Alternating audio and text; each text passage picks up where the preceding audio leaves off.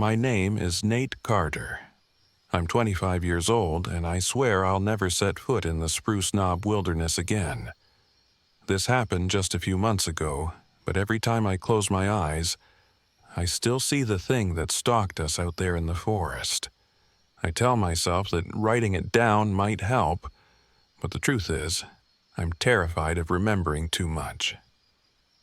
It all started when my friends and I decided to celebrate my graduation with a camping trip. Spruce Knob seemed perfect, remote, beautiful, and just challenging enough for a group like ours. Liz had planned the whole thing, of course.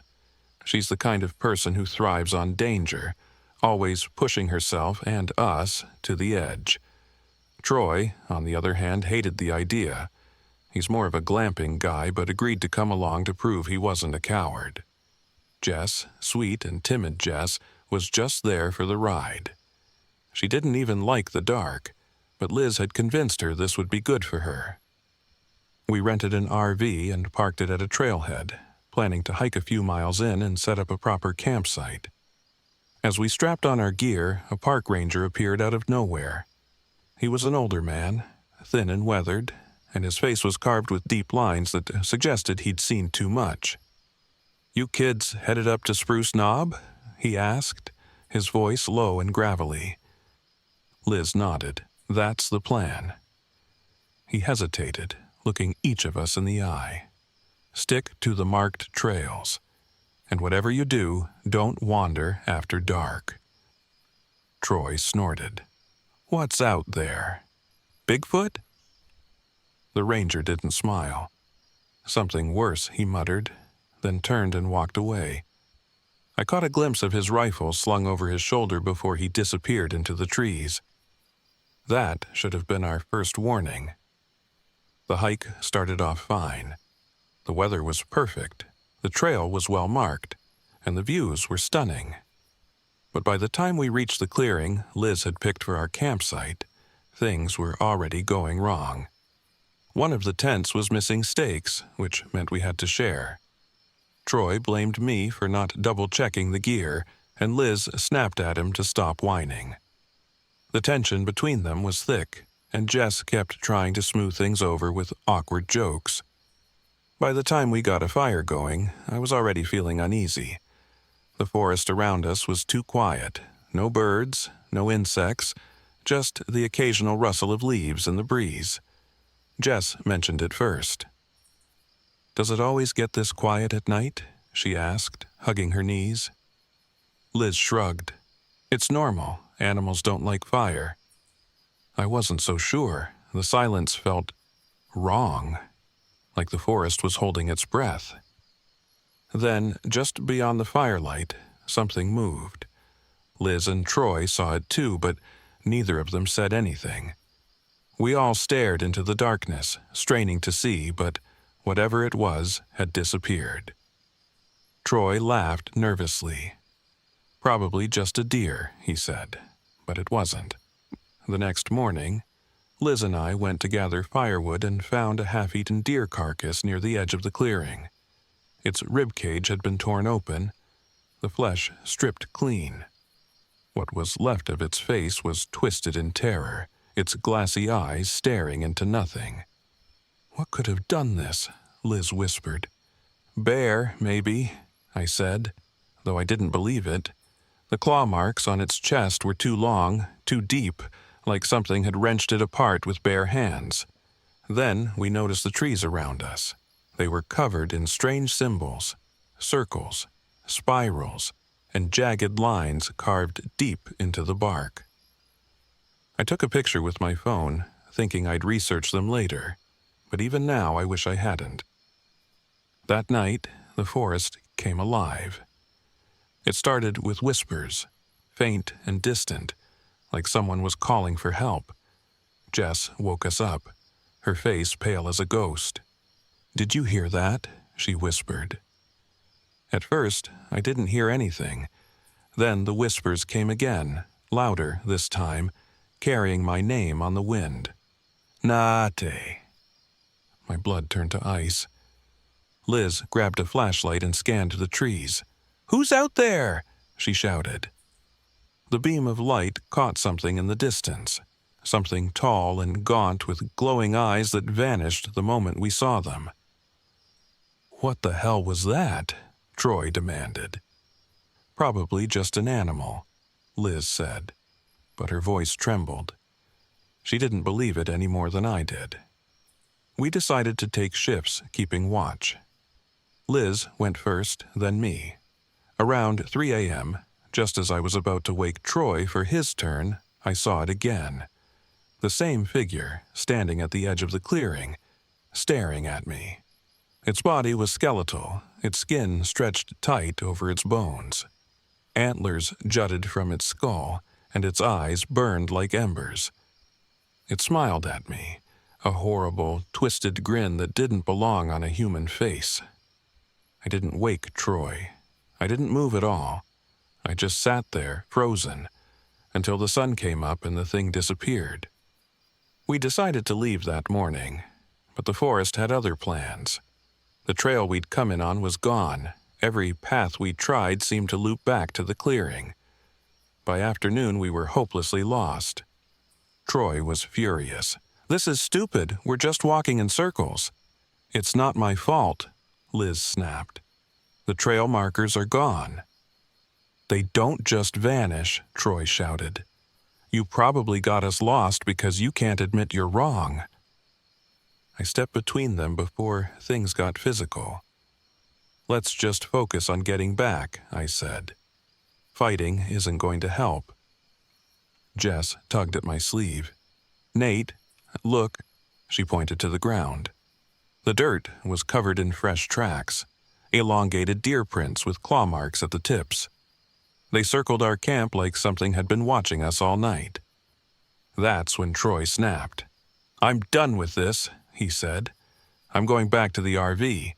You can stay here and play Blair Witch all you want." Before we could stop him, he stormed off into the woods. We never saw him alive again. We heard his screams about an hour later. They echoed through the forest, high-pitched and full of terror. By the time we found him, it was too late. His body was contorted unnaturally, his limbs bent at impossible angles. His face was frozen in a silent scream. Jess broke down, sobbing uncontrollably. Liz tried to comfort her, but I could see the fear in her eyes. None of us knew what to do. Then the whispers came back. "Jeez, nah." The Wendigo stepped out of the trees, its skeletal frame towering over us. It moved with unnatural speed, circling the clearing as we huddled together by the fire. I grabbed a branch and lit it, hoping the flames would keep it at bay. "Stay back," I shouted, though I wasn't sure it could understand me. It laughed, a guttural, inhuman sound that sent shivers down my spine. Liz remembered the symbols we'd seen on the trees. "We need to make those," she said. "They're protective marks. Maybe they'll keep it away." Using rocks and sticks, we carved crude imitations of the symbols into the ground around the camp. For a while, it seemed to work. The Wendigo stayed just outside the circle, pacing and snarling like a caged animal, but it didn't last. As the fire burned low, the creature stepped into the circle. Its presence was overwhelming, the stench of decay choking the air. Liz threw a flare at it, and for the first time, it recoiled. Taking the opportunity, I grabbed a second branch, lit it, and swung it wildly, setting the symbols on fire. The Wendigo let out a horrible screech and vanished into the trees, leaving behind nothing but the echoes of its laughter. We found the RV the next morning, though it had been ransacked. We didn't care. We piled in and drove until we were miles away from Spruce Knob. Jess hasn't spoken to any of us since. Liz avoids talking about it, but I can tell it haunts her too. As for me, I still see those glowing eyes in my dreams. If you ever go camping in West Virginia, remember this. There are things in the woods that don't want to be found. And if you hear whispers calling your name, don't follow them. Run.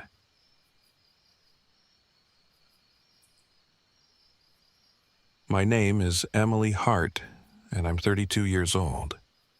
This happened last October on what was supposed to be a peaceful solo trip through the Cranberry Glades Botanical Area in West Virginia. I was fresh off a divorce, looking for some time to clear my head and reconnect with nature. What I found instead was something I still can't explain, something I'll never forget. I'd been blogging about my travels for years, so when I found an old article about the Cranberry Glades, a high-altitude bog with rare plants and a surreal atmosphere, I knew I had to go. It seemed like the perfect mix of eerie and beautiful, just the kind of place my followers would love. I packed up my RV and drove out there, eager for some solitude. The campground was small and quiet, exactly what I needed. There was only one other person there, an older man with a beat-up RV parked near the entrance. He nodded at me as I pulled in but didn't say much. I figured he was one of those rugged, no-nonsense types you often meet in remote places. The first sign of trouble came that evening. As I was setting up my gear, the old man wandered over. His face was weathered, his eyes sharp and a little too intense. "You're headed into the Glades, aren't you?" he asked, his voice low and gravelly. "Yeah," I said, trying to sound casual. "Planning to do some hiking and photography. It's supposed to be beautiful." He nodded slowly, his gaze lingering on my camera. "It is, but it's not safe to go in too deep. The locals say the bog is cursed." I laughed nervously. "Cursed? What do you mean?" "Bad things happen there," he said. "People hear voices, see things that aren't there, some don't come back." He stared at me for a long moment before adding, "Don't go off the boardwalk." I thanked him for the warning and went back to my RV, brushing off his words as local superstition. But that night, as I lay in bed, I couldn't shake the feeling that he'd been serious. The campground was eerily silent, and I found myself listening for, I didn't even know what, the wind, footsteps, whispers. The next morning, I packed my gear and headed into the Glades. The bog was everything I'd hoped for. Misty, surreal, and hauntingly beautiful. The boardwalk wound through patches of rare plants and pools of dark, stagnant water. I stopped every few feet to take pictures, marveling at the strange, alien landscape. About an hour in, I noticed something odd. Small cairns, piles of stones, were scattered along the trail. They didn't look natural. Someone had stacked them deliberately, but for what purpose I couldn't say. Then there were the twig bundles, little clusters of sticks wrapped in string, hanging from the trees like macabre ornaments. I snapped a few photos, thinking they'd add to the eerie vibe of my blog post. As I went deeper into the bog, the air grew colder, and the mist thickened. The boardwalk seemed to stretch endlessly, the trees closing in around me. That's when I heard it, a faint giggle, almost like a child's laugh. I froze, my heart pounding. "Hello," I called out, but there was no reply. I told myself it was just the wind, but the sound had been too clear, too human. I shook it off and kept walking. A little farther down the trail, I met someone. She was a young woman, probably in her late 20s, with long dark hair and an easy smile. She was sitting on the edge of the boardwalk, sketching something in a notebook. "Hi," I said, relieved to see another person. I didn't think anyone else would be out here. "Neither did I," she replied, glancing up at me. "I'm Sarah. I'm doing some research on the ecosystem here." "That's cool," I said, sitting down beside her. "I'm Emily. I'm just here for the photos." We chatted for a while, and she seemed friendly enough, though there was something about her I couldn't quite put my finger on. She warned me not to stray from the boardwalk, saying the bog could be dangerous. "People get lost out here all the time," she said, "and the fog doesn't help." I promised to stay on the trail, and she smiled. But when I turned to leave, I looked back over my shoulder, and she was gone. Just gone. The notebook, the sketch, everything. It was like she'd never been there at all. That afternoon, I spotted a rare flower growing a few yards off the boardwalk. Its petals were deep red, almost black, and it looked like something out of a fairy tale. I knew I shouldn't leave the trail, but the photo would be worth it. As I stepped off the boardwalk, the air grew colder, and the fog thickened around me. I reached for the flower, but when I looked up, the boardwalk was gone. I spun in circles, searching for the trail, but all I saw was endless mist and dark pools of water. Then I heard her voice. "Emily." It was Sarah calling my name, but her voice sounded different. Hollow, echoing, and wrong. "Emily, this way." I followed the voice, stumbling through the bog. The cairns were everywhere now, as if someone had placed them to guide me or trap me. The whispering grew louder, overlapping, until it was a deafening cacophony. I found myself in a clearing with a black pool at its center.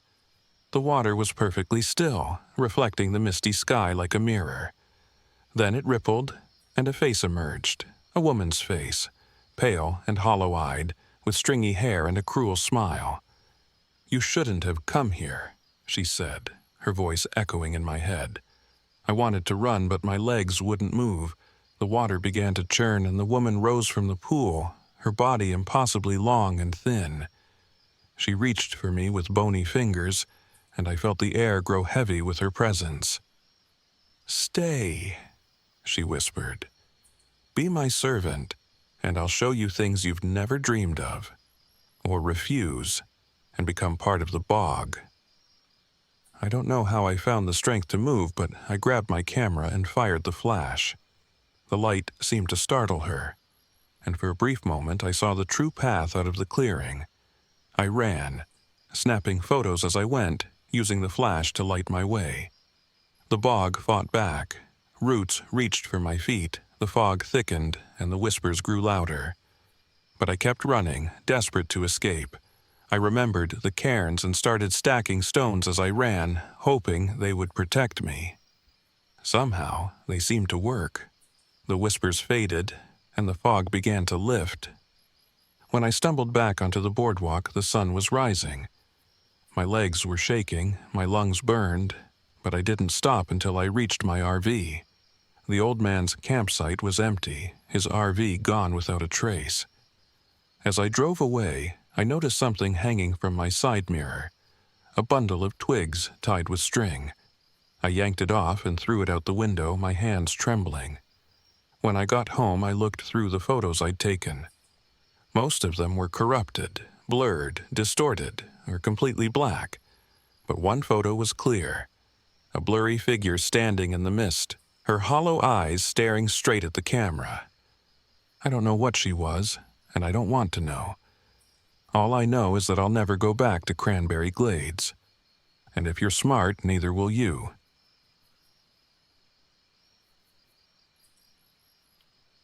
My name is Jack Turner. I'm 42 years old, a former cop turned mystery writer. Last fall, I found myself parked at the edge of Devil's Coach Road in Logan County, West Virginia, searching for inspiration for my next novel. What I found instead was a nightmare. It started like any other trip. I'd been in a slump, struggling to come up with fresh ideas, and a remote road with a dark reputation seemed like the perfect place to spark my imagination. I'd read about the legends online, stories of ghostly apparitions, mysterious disappearances, and whispers of a cursed past. It all sounded like the kind of fodder that could turn into a bestseller. I arrived late in the afternoon, parking my RV in a small gravel pull-off near the entrance to the road. The area was desolate, surrounded by thick woods that seemed to close in as the light faded. The air was crisp, carrying the scent of damp earth and decaying leaves. The first odd thing I noticed was the silence. No birds chirped, no insects buzzed. It was as if the forest itself was holding its breath. I told myself it was just the season. Late autumn tends to quiet things down. But deep down, I felt something wasn't right. I spent the day walking the road, taking notes and snapping photos. Devil's Coach Road was narrow and winding, flanked by gnarled trees that formed a canopy overhead. I found rusted iron shackles embedded in the dirt, along with old gravestones tilted at odd angles. One was barely legible, but I made out the name Margaret Kane and the date 1734. A faded wooden sign nearby read, "Beware those who walk this road after dark." A chill ran down my spine, but I brushed it off. This was exactly the kind of atmosphere I needed to create a gripping story. As dusk fell, I returned to the RV to jot down some notes. I had just poured myself a cup of coffee when there was a sharp knock on the door. Startled, I opened it to find an old man standing there, his face weathered and lined like tree bark. "Ooh, you shouldn't be here," he said, his voice low and rough. "Excuse me?" "This road, it's no place for strangers. Leave before dark." "Is this about the ghost stories?" I asked, trying to keep my tone light. He didn't laugh. His gaze bore into me, and for a moment I thought I saw genuine fear in his eyes. "You've been warned," he said, turning to walk away. "Don't say I didn't tell you." I watched him disappear into the woods, his words gnawing at me, but I wasn't about to pack up and leave.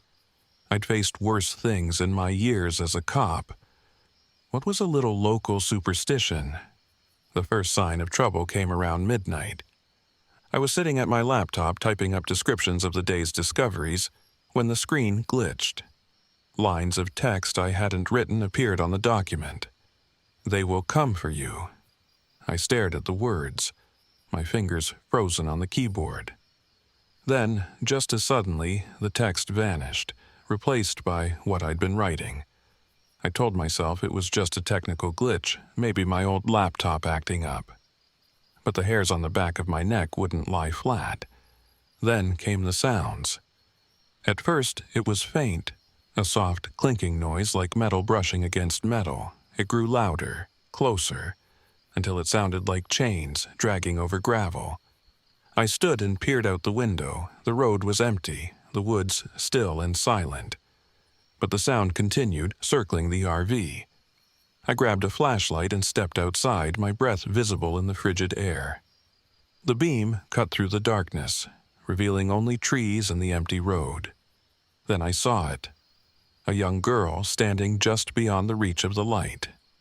She wore a tattered dress, her hair hanging in limp strands around her face.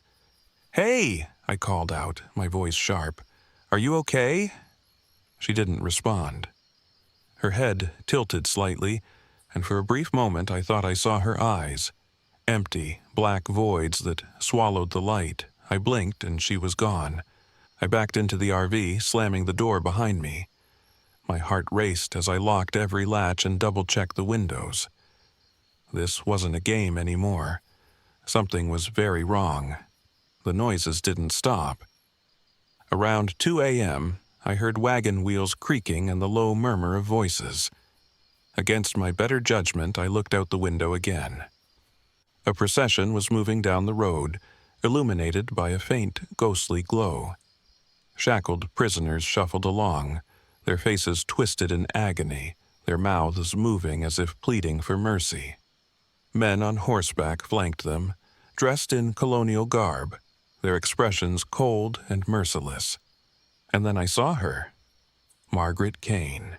She walked among the prisoners, her hands bound in glowing chains.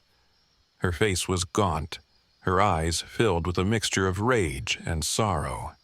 She looked directly at me, her lips moving in a silent whisper. Before I could react, the RV's lights flickered and went out. I tried to start the engine, but it sputtered and died. Panic clawed at me as shadows seeped into the RV, dark tendrils snaking across the walls. The temperature plummeted, and my breath came in ragged puffs. Then she was there, inside the RV. Margaret Kane stood at the far end, her chains dragging across the floor. Her hollow eyes locked onto mine, and her voice echoed in my head. "You ignore the suffering of the innocent just as they did." "I don't understand," I stammered. "What do you want?" "To make you see."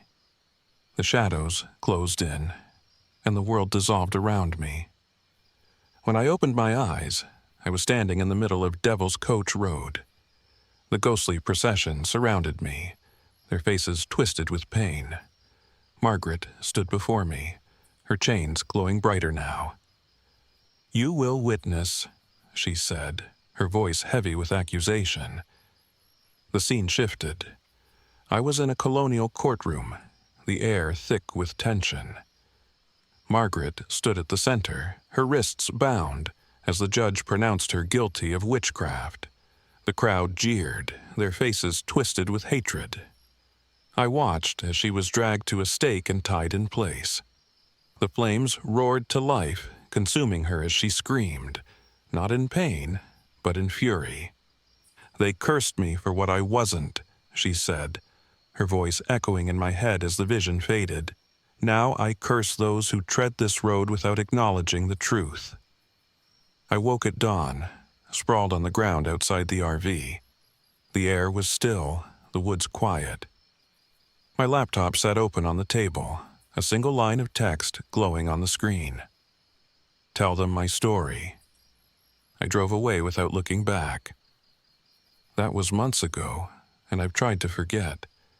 But Margaret's voice still lingers in my mind, a reminder that some stories demand to be told.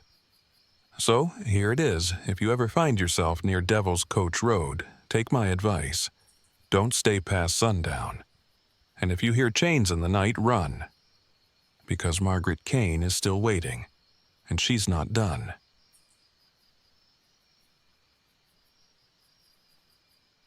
My name is Ella Banks, and I was 28 years old when it happened. This was 3 years ago, but I still can't talk about it without getting chills. I've spent so much time trying to convince myself it wasn't real that my mind made it all up. But deep down, I know what I saw.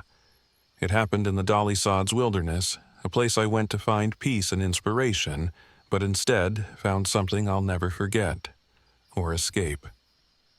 I had quit my job a month earlier, a cushy marketing position that paid well but left me feeling hollow. Photography was my passion, and I decided to pursue it full-time, even if it meant scraping by. The Dolly Sods, with its unique landscape and wild, untamed beauty, was the perfect place for my first solo project. I planned to spend 3 days hiking, camping, and photographing the rugged terrain for a blog post. It seemed like a dream, until it turned into a nightmare. The first day went well enough. I arrived early, parked my car near the Red Creek trailhead, and hoisted my gear onto my back. The hike was challenging but exhilarating. The crisp air, the endless expanse of meadows, and the distant hum of the forest made me feel alive in a way I hadn't in years. I pitched my tent near a rocky outcrop that offered a stunning view of the sunset. As I sat by my small campfire eating a sad excuse for a dinner, a freeze-dried meal and instant coffee, I felt a rare sense of contentment. It wasn't until later that night that I noticed something odd. The forest had gone silent. No crickets, no rustling leaves, nothing. At first, I didn't think much of it. Maybe it was just the stillness of the night. But then I heard the whispering. It started faintly, like wind moving through the trees. But as I strained to listen, I realized it wasn't the wind. The sound was almost human. Low, murmuring voices that seemed to be coming from all around me. I told myself it was my imagination. I even laughed at my own nerves. But the sound lingered, growing louder and more distinct as the hours passed. I barely slept that night.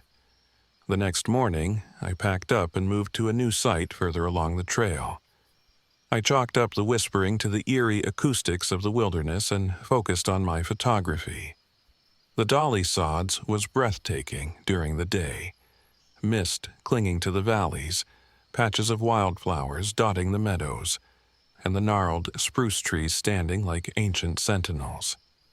But the uneasy feeling from the night before didn't go away. As I trekked along the trail, I couldn't shake the sensation that I was being watched. Every so often, I caught movement out of the corner of my eye, shadows darting between the trees, quick and fleeting. When I turned to look, there was nothing there. I tried to dismiss it, convincing myself it was just animals. I wanted to believe that. That night, things escalated. I set up camp near a shallow creek, hoping the sound of running water would drown out my anxiety. But as darkness fell, the whispers returned. This time, they were louder, more distinct. I could swear they were calling my name. "Ella!" The sound sent a chill down my spine. I grabbed my flashlight and shone it into the forest, but the beam only illuminated gnarled tree trunks and tangled underbrush. Then I saw it. Movement, just beyond the edge of the light. A figure, humanoid but wrong. It moved on all fours, its limbs too long, its motions jerky and unnatural.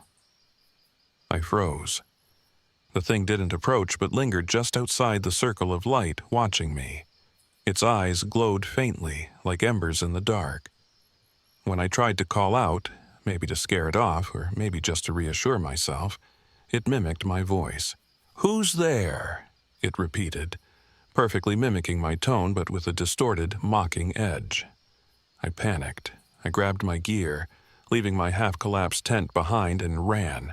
I didn't stop until I was deep into the woods, far from the campsite. My lungs burned, my legs ached, and I realized with mounting dread that I was lost. By some miracle, I stumbled upon a small ranger cabin just before dawn.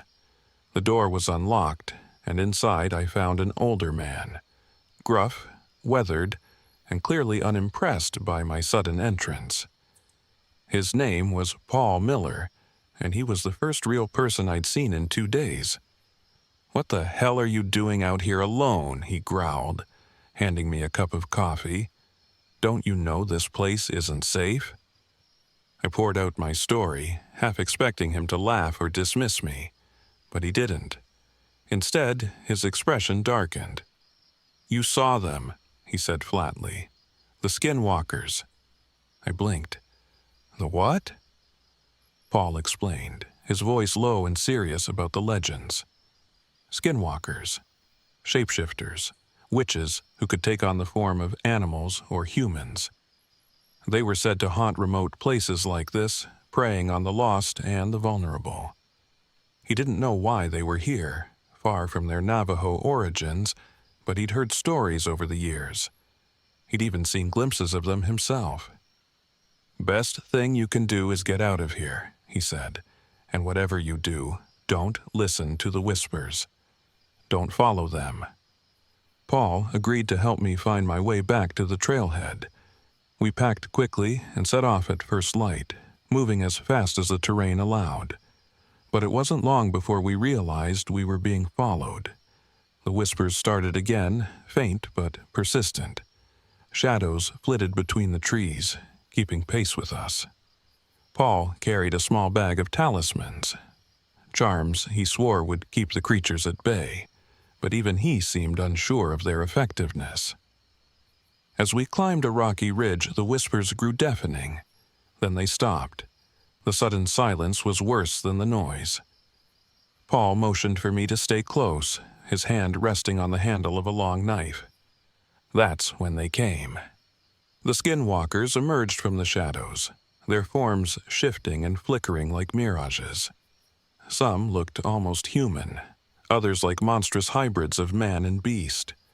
They circled us, their glowing eyes fixed on our every move. Paul yelled for me to run, and I hesitated, just long enough to see him ignite a flare and swing it wildly at the creatures. The fire seemed to hold them back, but only briefly. One of them lunged, its clawed hand raking across his shoulder. He screamed, and the sound jolted me into action. I ran. I didn't look back even as I heard Paul's voice, distorted and unnatural, calling my name from the darkness. I ran until I found the trailhead where my car was parked. My hands shook as I fumbled with the keys, and I drove away without stopping. I never saw Paul again. I reported his disappearance to the authorities, but they found no trace of him or the Skinwalkers. My blog post about the Dolly Sods was vague and cheerful, filled with photos that somehow looked less vibrant than I remembered. I told myself it was over. But sometimes, late at night, I hear whispers outside my window, and when I look in the mirror, I see something behind me, something that shouldn't be there.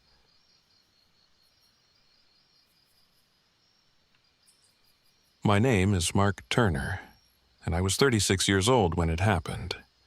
This was supposed to be just another trip for my travel blog, a quiet few days camping in my RV near Seneca Rocks, West Virginia.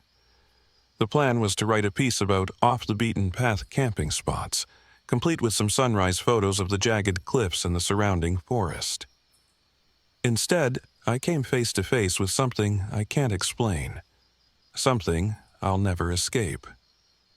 I arrived at the Seneca Shadows RV park late in the afternoon, the golden light of the setting sun painting the craggy rock formations a fiery orange. The place was nearly empty, which suited me just fine.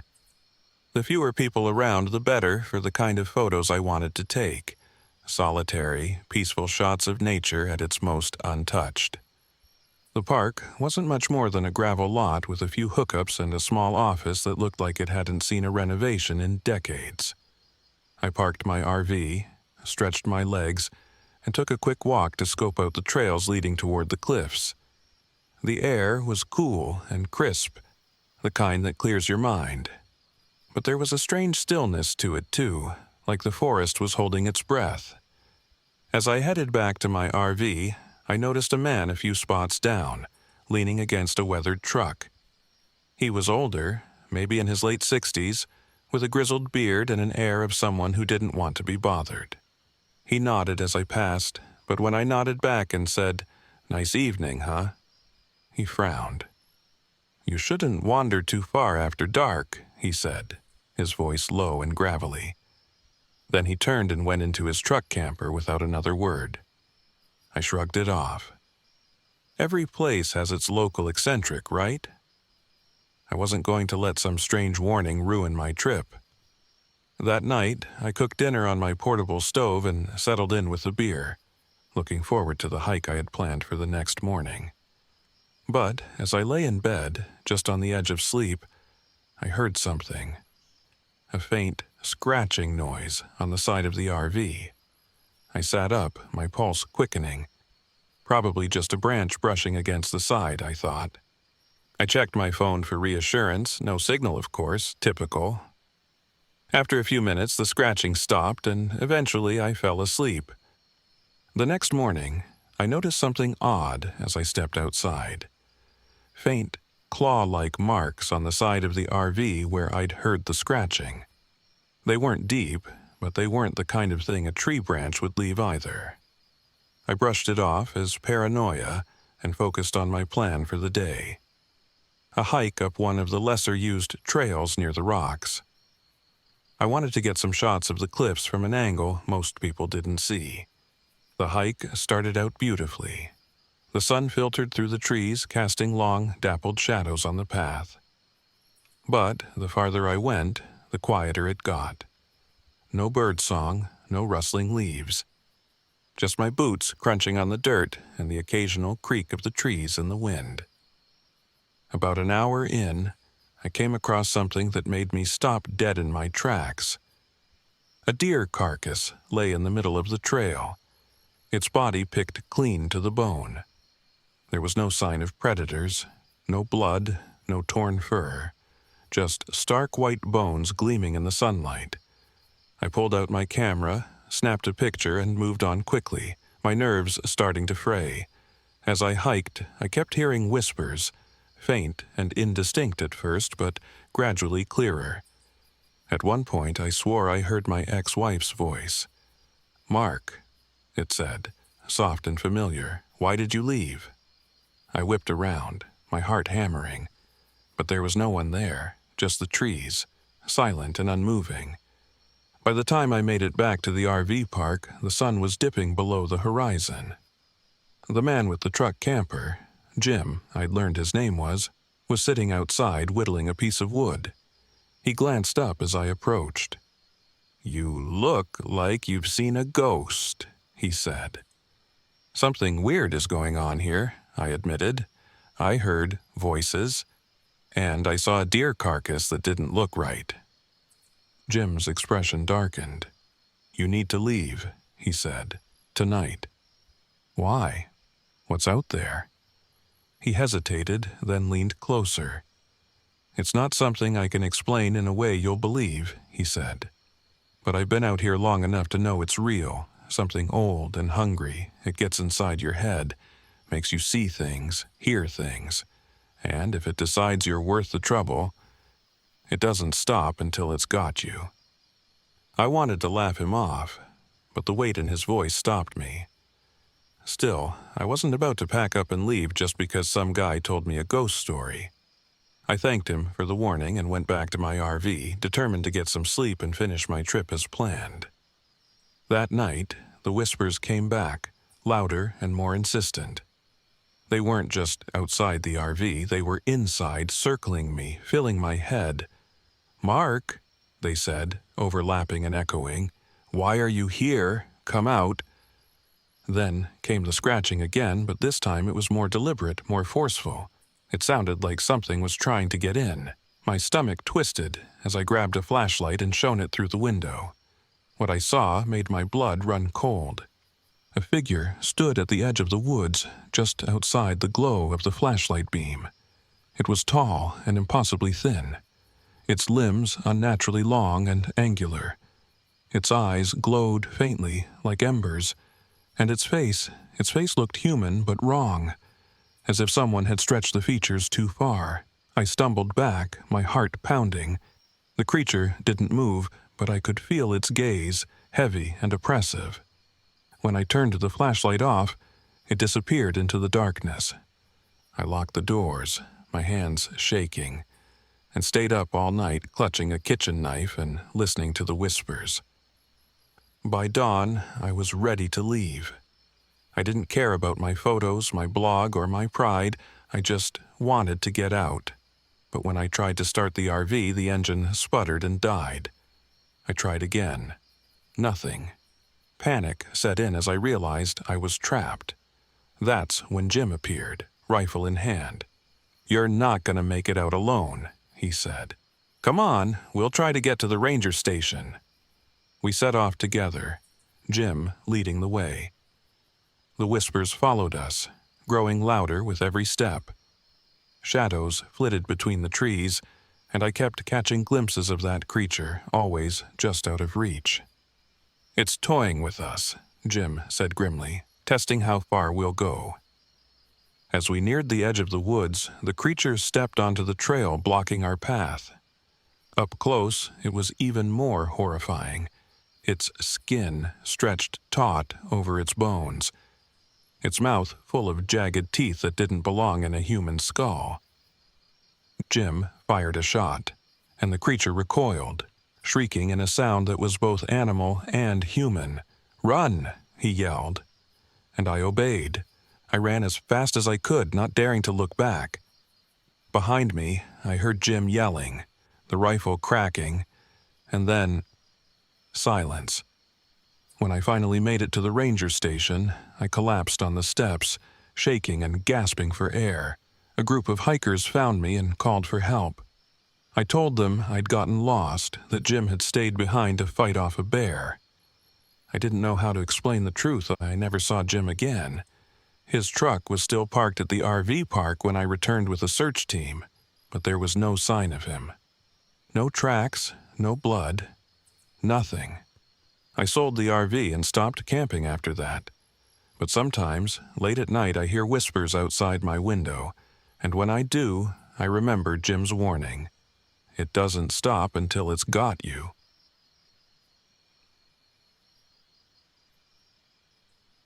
My name is Sarah Reynolds, and I was 29 years old when it happened. This was supposed to be a straightforward assignment. 3 days in the Cranberry Glades Botanical Area in West Virginia, investigating the so-called Cranberry Glades ghost. My editor at the magazine thought a spooky legend would attract readers. I thought it would be an easy debunking job. What I found instead made me question everything I thought I knew. I arrived at the RV park just after noon. The lot was small, bordered by dense forest, with only one other vehicle parked near the edge. It was an ancient camper, rusty and battered, with curtains drawn tight over its tiny windows. I chose a spot closer to the entrance and started setting up. The first thing I noticed was the stillness. The air felt heavy, muffled, like the world was holding its breath. No birds, no rustling leaves, just the occasional groan of my RV as I leveled it. The second thing I noticed was the older woman sitting in a folding chair outside the camper. She was watching me. "You planning on staying long?" she asked when I finally met her gaze. 3 days, I said, offering a polite smile. "I'm a journalist, writing a piece about the Cranberry Glades ghost." Her lips pressed into a thin line. "You'd be smart to cut that in half." I chuckled nervously, unsure how to respond. She didn't elaborate, just went back to whittling a piece of wood. The whole interaction left me unsettled, but I told myself she was just another local clinging to a spooky story. That night, after setting up my gear and reviewing my notes, I stepped outside to admire the stars. The air was colder than I expected, and a faint mist was creeping in from the trees. As I stood there, I heard it for the first time. A low, mournful wail, like the cry of a woman in the distance. I froze, straining to pinpoint the direction, but the sound seemed to come from everywhere and nowhere at once. I grabbed my phone, started recording, and listened again. The sound had stopped. Shaking my head, I went back inside. It was just the wind, I told myself. Probably just the wind. The next morning, I set out for the glades. The trail was beautiful but eerie. Dense moss-covered trees, boggy stretches that shimmered under the pale sunlight, and an unnatural silence that pressed in on all sides. It felt like stepping into another world. About an hour into my hike, I found something odd. A small locket, tarnished and crusted with dirt, lying in the middle of the trail. Curious, I picked it up and wiped it clean. Inside was a faded picture of a young woman with delicate features and sad eyes.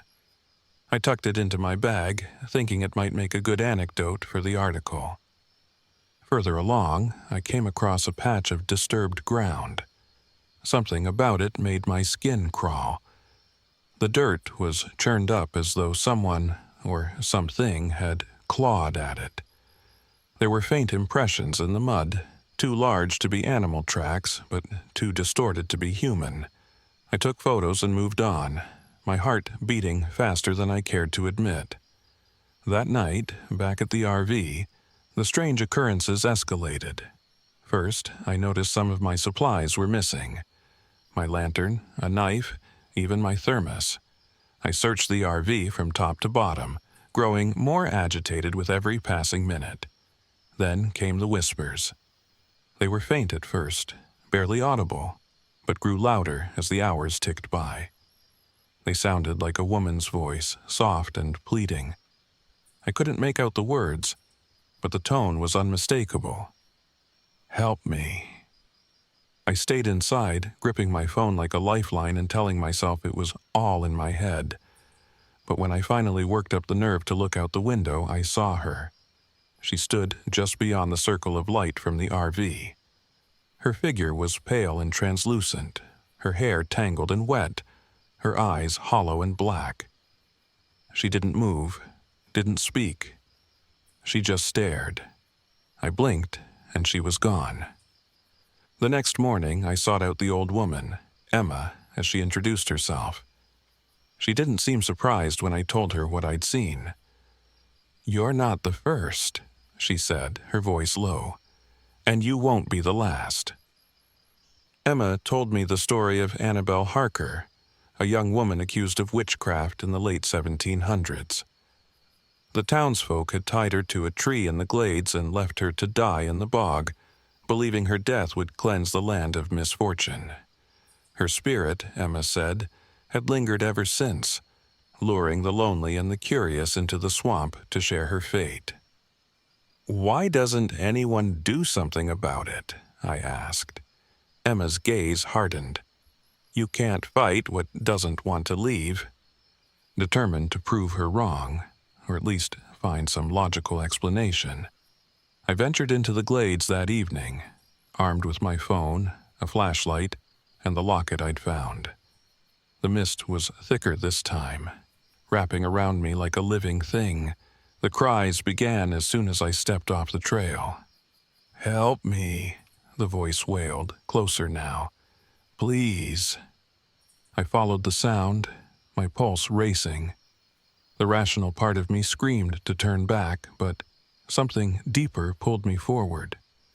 After what felt like hours, I reached a clearing. At its center stood a tree, its gnarled branches clawing at the sky. The ground around it was soft and wet, and the air was thick with the smell of decay. And there she was. Annabel stood by the tree, her hands outstretched, her face a mask of sorrow and rage. "You came," she said, her voice echoing in my head. I tried to speak, but no sound came out. My feet sank into the bog, the mud gripping me like hands. Annabel stepped closer, her black eyes boring into mine. "Stay with me," she whispered. "Feel what I felt." In a desperate bid to break free, I reached into my bag and pulled out the locket. "Is this yours?" I choked out, holding it up. Her gaze shifted, and for a moment the rage melted into something softer. "My mother's," she said, her voice cracking. The grip of the bog loosened. I took the opportunity to scramble free, clutching the locket like a lifeline. Annabel's figure began to fade, her form dissolving into the mist. But as she disappeared, her voice lingered. "You'll come back.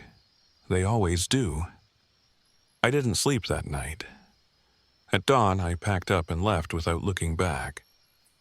I wrote the article, but I left out the details of what I'd seen, framing it as a piece on the dangers of superstition and isolation. But deep down, I know what I experienced was real. I kept the locket, a reminder of how close I came to never leaving those bogs. Sometimes I hear faint whispers in the dark, and I wonder if Annabel is still waiting. And sometimes I wonder if I'll ever be able to resist the pull to return.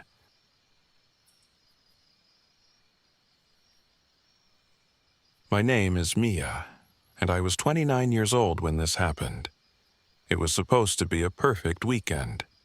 A quiet escape with my fiancé, Chris, to celebrate our engagement and work on my photography portfolio. We had both been dreaming of a getaway for months, and Seneca Rocks, nestled in the heart of West Virginia, seemed like the perfect place. The towering, craggy formations were a dream for any photographer, and the surrounding wilderness offered Chris a chance to unplug and relive his scouting days. But what unfolded during that weekend changed us in ways I still struggled to explain. Chris and I arrived late in the afternoon, our old RV rattling as it made its way along the narrow, tree-lined road toward the campsite. The air smelled of pine and damp earth, and golden sunlight filtered through the leaves. It was serene, almost otherworldly, and I couldn't wait to explore. "Generator's acting up again," Chris muttered, frowning as he adjusted knobs on the dashboard. "It's fine," I replied, eager to dismiss any potential roadblocks. "We'll manage. Let's just enjoy this." We found a spot tucked away at the base of Seneca Rocks, surrounded by dense woods. It was isolated, just as we wanted. As we set up camp, Chris busied himself with the fire pit while I grabbed my camera and wandered a few yards to capture the golden hour light. As I snapped a photo of the cliffs, I noticed something odd. a shadow darting between the trees in my peripheral vision.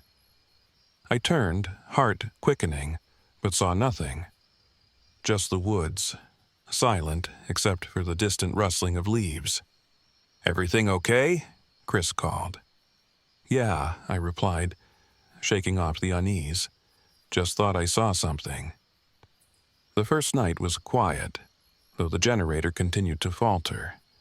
We sat by the campfire listening to the hum of crickets and distant hoots of an owl. Chris told me a local legend he'd overheard at the gas station.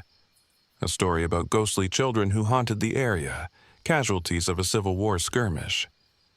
"Creepy," I said, rolling my eyes. "Come on, it's just a story," Chris said with a chuckle. But the way he glanced over his shoulder told me he wasn't entirely convinced. That night, I woke to the faint sound of laughter. Children's laughter, high and light, like they were playing some unseen game. I sat up, listening. The RV was dark, except for the faint glow of the moon through the curtains. "Chris?" I whispered, nudging him. "What?" he groaned, groggy. "Do you hear that?" He listened for a moment, but shook his head. Probably the wind. "Go back to sleep." But I couldn't shake the feeling that we weren't alone. The next day, we decided to hike one of the trails leading up to Seneca Rocks. Chris was wary, reminding me of how easy it was to get lost in the woods, but I insisted. "It's just a quick hike. I need some shots from the summit." As we climbed, the woods felt different. Too quiet, as if the usual sounds of nature had been smothered. I kept feeling like we were being watched, though I saw nothing. Chris must have felt it too because he kept glancing over his shoulder. Halfway up, we stumbled upon something that made my stomach drop. A weathered, rusted locket lying in the dirt. I picked it up, its surface cool and unnervingly clean despite its age. Inside was a small, faded photograph of a child, maybe 6 or 7 years old, staring solemnly into the camera. "Creepy," Chris said, echoing my earlier tone. "Leave it," but I slipped it into my pocket, telling myself it was for the photo series I was working on. That night, the eeriness escalated. We'd settled in after dinner, but I couldn't shake the unease. Around midnight, I woke again to the sound of laughter, louder this time and closer. The air felt heavy, pressing against my chest. I peered out the RV window and froze. A child stood at the edge of our campsite, illuminated by the faint moonlight. He was pale, dressed in old-fashioned clothes, and his eyes, they were hollow, empty sockets that seemed to stare straight into my soul. "Chris," I hissed, shaking him awake. "What now?" He groaned, but when he saw my face, he sat up quickly. "What is it?" I pointed to the window, but the child was gone. "I saw a kid," I whispered, trembling. "There's no one out here, Mia," Chris said, though his tone lacked conviction.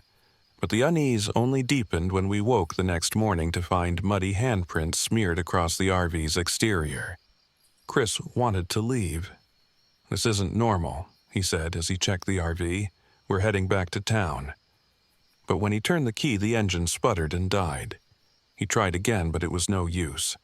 The RV wouldn't start. As Chris worked on the engine, I decided to check the woods nearby. I told myself it was for inspiration, but part of me wanted answers. I found myself drawn to the locket, which I'd left on the picnic table. Not far from the campsite, I spotted something half buried in the dirt. Bones, small and brittle, wrapped in a tattered cloth. I backed away, heart hammering. But before I could call for Chris, I felt a presence behind me. Turning slowly, I saw them. The children. 5 or 6 of them, their ghostly forms flickering like old film reels. Their faces were pale and gaunt, their eyes hollow. One of them, the boy from the locket, stepped forward. "Come play with us," he said, his voice a chilling echo. I stumbled back, tripping over a root, and scrambled to my feet, running back to the RV. When I told Chris what I'd seen, he didn't question me this time. The fear in my voice must have convinced him. "We have to get out of here," he said, grabbing the locket and tossing it into the woods, but that only made things worse. That night, the children became more aggressive. The RV shook violently, as if being pounded on by unseen hands. The whispers turned to screams, their disembodied voices filling the air with cries of, "Why did you leave us?" Desperate, I remembered something I'd read about burial rituals. I grabbed the locket from where it had landed and convinced Chris to help me rebury the bones. Under the cover of darkness, we returned to the spot I'd found them. My hands trembled as I placed the locket with the remains, whispering a prayer I barely remembered from childhood. The air grew still. The oppressive weight lifted, and for the first time in 2 days, the woods felt quiet and calm. When we returned to the RV, it started on the first try. As we drove away, I glanced back and saw the children standing at the edge of the woods, their forms faint but peaceful. "Do you think it's over?" Chris asked. "I hope so," I said, though deep down I wasn't sure. Weeks later, when I developed my photos, I found something chilling. In every shot I'd taken at Seneca Rocks, faint faces of children stared back at me, their hollow eyes unblinking. And sometimes at night, I still hear their laughter.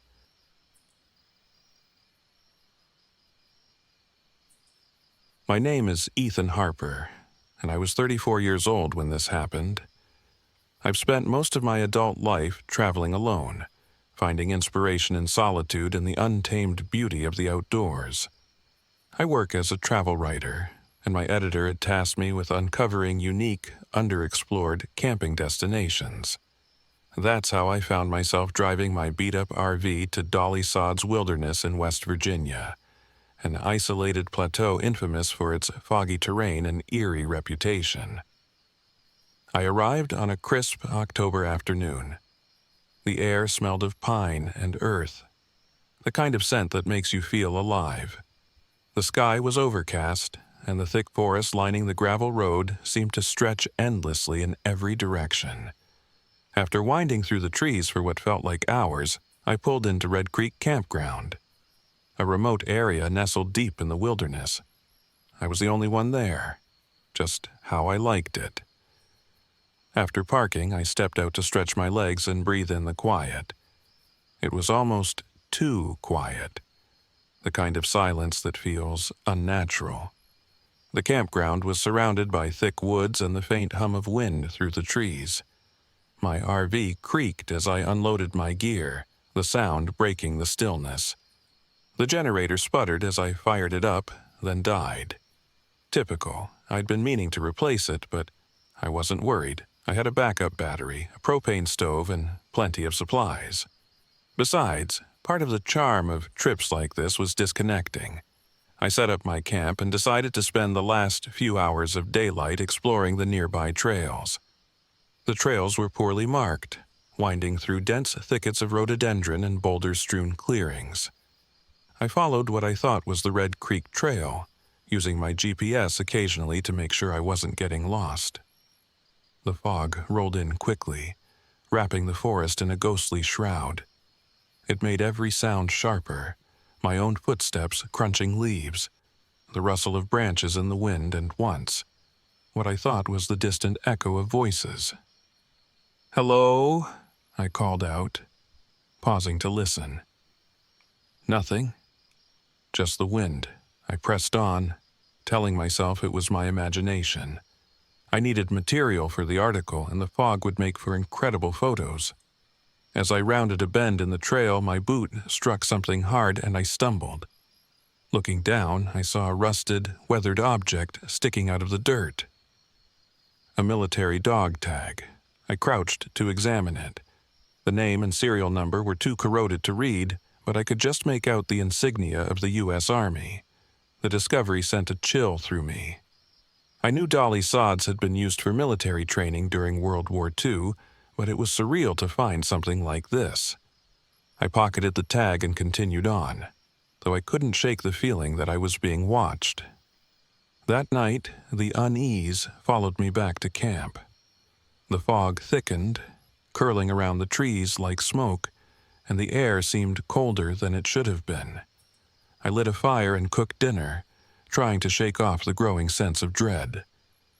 As I ate, I heard a faint sound, a metallic clanging, like something being dragged through the woods.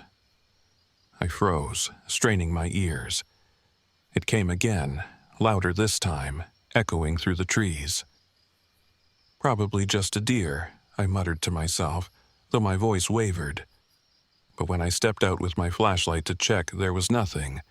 The woods were empty, the only sound the crackle of my campfire. I told myself it was just the wind or an old piece of metal shifting in the forest. I went back inside the RV and locked the door.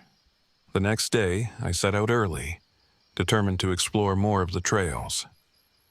The fog had lifted slightly, but the forest still felt oppressive, as if it were holding its breath. I followed what should have been a loop, but after an hour of walking, I ended up back at the same spot, a small clearing with a weathered foxhole dug into the earth. Frustrated, I checked my GPS again. It confirmed I'd been walking in circles. "Great," I muttered, glancing at the sky. Clouds were gathering, threatening rain. As I stood there, I heard it again, the sound of voices, faint and distant. This time, it wasn't just one. It was a chorus of murmurs, low and urgent, as if people were arguing just out of earshot. I called out again, but the voices didn't respond. Instead, they seemed to grow quieter, receding into the fog. Shaking off my nerves, I decided to head back to camp, but as I turned, I saw them. Figures. Dozens of them, barely visible through the mist.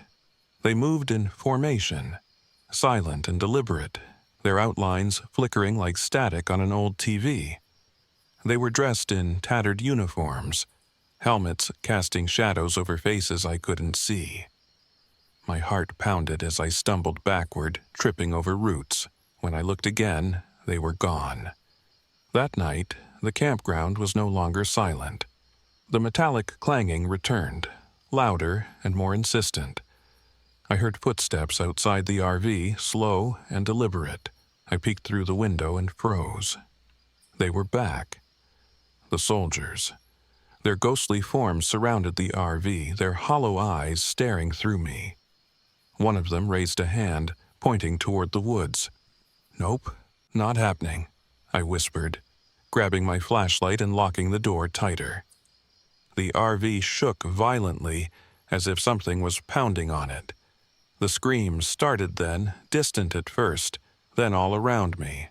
It wasn't just the soldiers. It was chaos, shouts, gunfire, the anguished cries of men caught in battle. I covered my ears, but the noise wouldn't stop.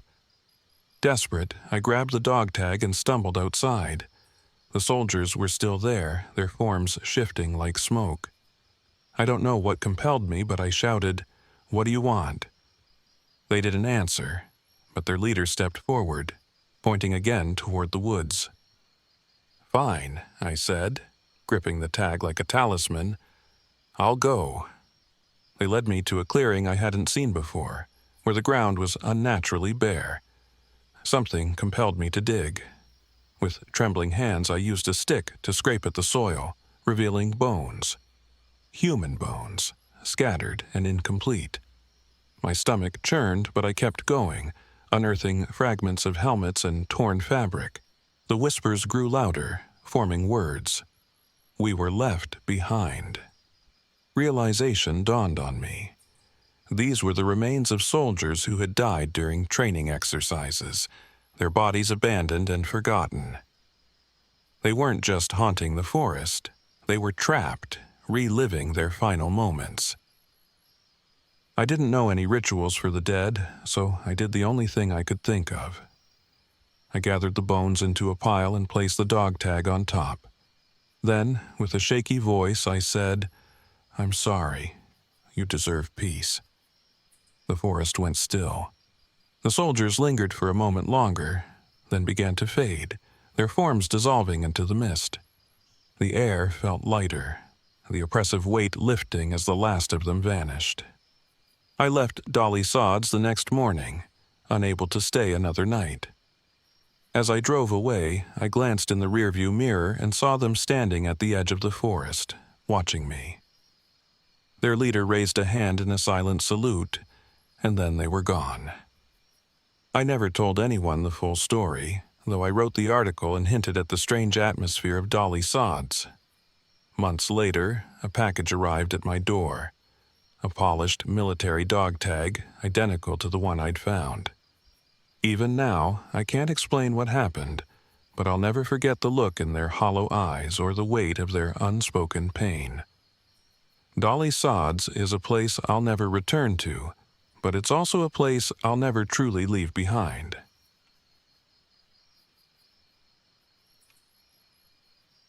My name is Laura Bennett, and I was 27 years old when this happened. I'm a wildlife biologist, the kind of person who thrives on solitude and the quiet rhythm of the natural world. It's my job to study ecosystems and document rare species, but I've always preferred the places no one else wants to go. The more remote, the better. That's how I ended up at Blackwater Hollow in West Virginia, a stretch of wilderness on the outskirts of Blackwater Falls State Park. I came here to record nocturnal wildlife, owls and bats mostly, for a conservation project. The area is beautiful in a dark, haunting way, but it carries an unsettling reputation. Locals talk about strange sounds and shadowy figures in the forest, whispering about something they call the Watcher of the Hollow. I wasn't the type to believe in ghost stories. If anything, they only made me more curious. I arrived late in the afternoon, driving my RV along a gravel road that wound deeper into the forest. The campground I chose was isolated, far from the main trails, where I wouldn't have to worry about hikers disturbing my work. The trees loomed tall and close, their branches twisting together like they were trying to block out the sky. A chill ran through me, but I brushed it off as the evening air.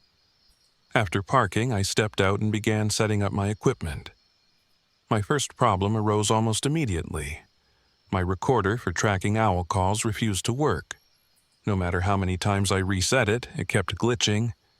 Frustrated, I decided to use my backup gear, silently cursing the added delay. The second problem came when I noticed how quiet the forest was. Normally, the woods are alive with sound, birds, insects, rustling leaves.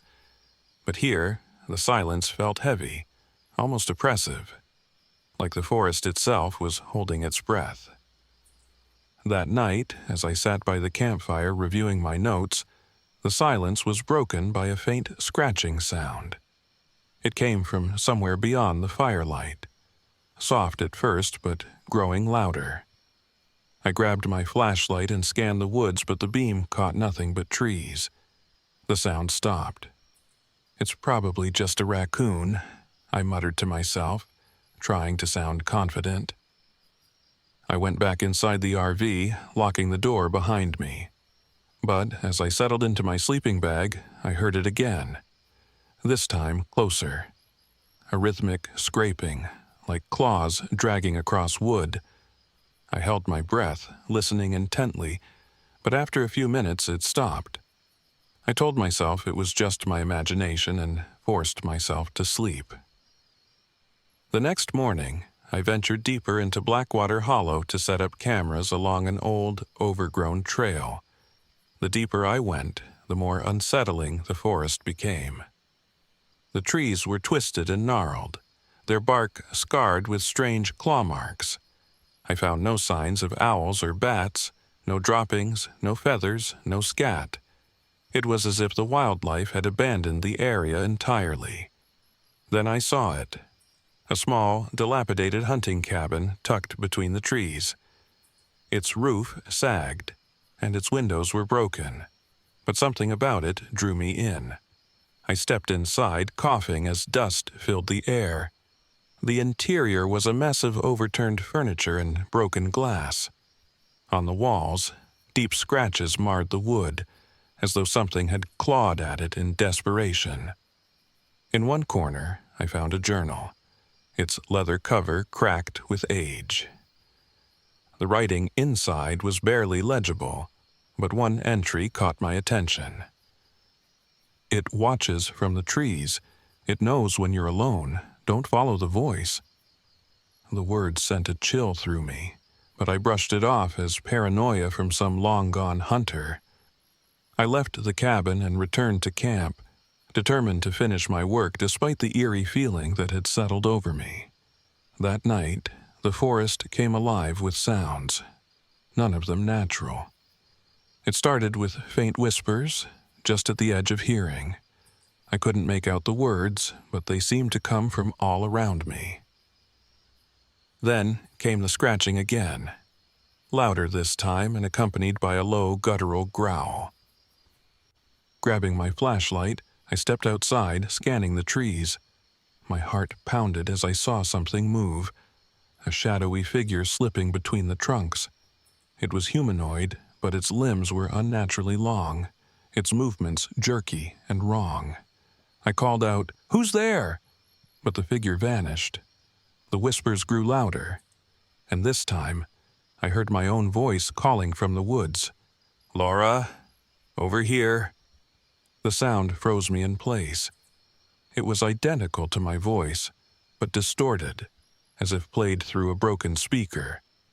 My instincts screamed at me to stay put, but something about the voice was hypnotic, pulling me toward the darkness. I took a step forward before I caught myself and ran back into the RV, locking the door behind me. The next morning, I knew I couldn't ignore what was happening.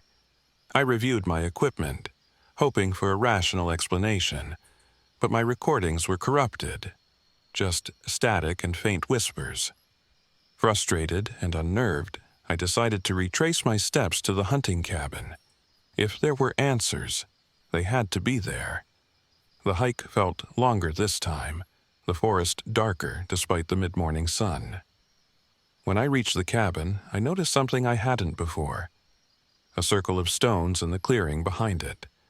At its center stood an ancient tree, its bark blackened and clawed like the walls of the cabin. I felt an overwhelming sense of dread as I approached. The air around the tree was heavy, and the whispers returned, louder now, their words forming a single chant. "The Watcher sees you." I didn't realize I'd fallen to my knees until I looked down and saw my hands digging into the dirt. My fingers unearthed something cold and metallic, a necklace with a crude wooden charm shaped like an eye. I held it up, and the whispers turned into a deafening roar. Then I saw it. The Watcher stepped out from behind the tree, its form grotesque and unnatural. Its limbs were impossibly long, its eyes hollow pits of darkness. Antlers jutted from its skull-like head, and its twisted mouth opened as if to speak, though no sound came out. I stumbled backward, clutching the charm like it could protect me. I don't know what drove me to do what I did next. Maybe it was instinct, or maybe the charm guided me, but I realized the tree was the key. It was the heart of whatever curse plagued this place. With trembling hands, I pulled my camp stove from my pack, lit it, and set it against the base of the tree. The bark caught fire instantly, the flames licking upward as if the tree were eager to burn. The Watcher screamed, a bone-chilling sound that shook the ground beneath me. It lunged toward me, but the flames grew brighter, forcing it back. Its form began to waver, breaking apart like smoke in the wind. The whispers turned into howls, then silence. When the fire died, the tree was nothing but ash, and the Watcher was gone. I stumbled back to my RV, exhausted and shaken. As I drove away, the forest seemed lighter, less oppressive, as if a weight had been lifted. But I couldn't shake the feeling that I'd only delayed the inevitable, that the Watcher's presence still lingered somewhere in the shadows. Weeks later, I received a package with no return address. Inside was the wooden charm I'd found by the tree along with a single note. The Watcher never truly leaves. I haven't returned to Blackwater Hollow, and I doubt I ever will. But sometimes, when I'm alone in the woods, I still hear the whispers, and I wonder if the Watcher is waiting for me to come back.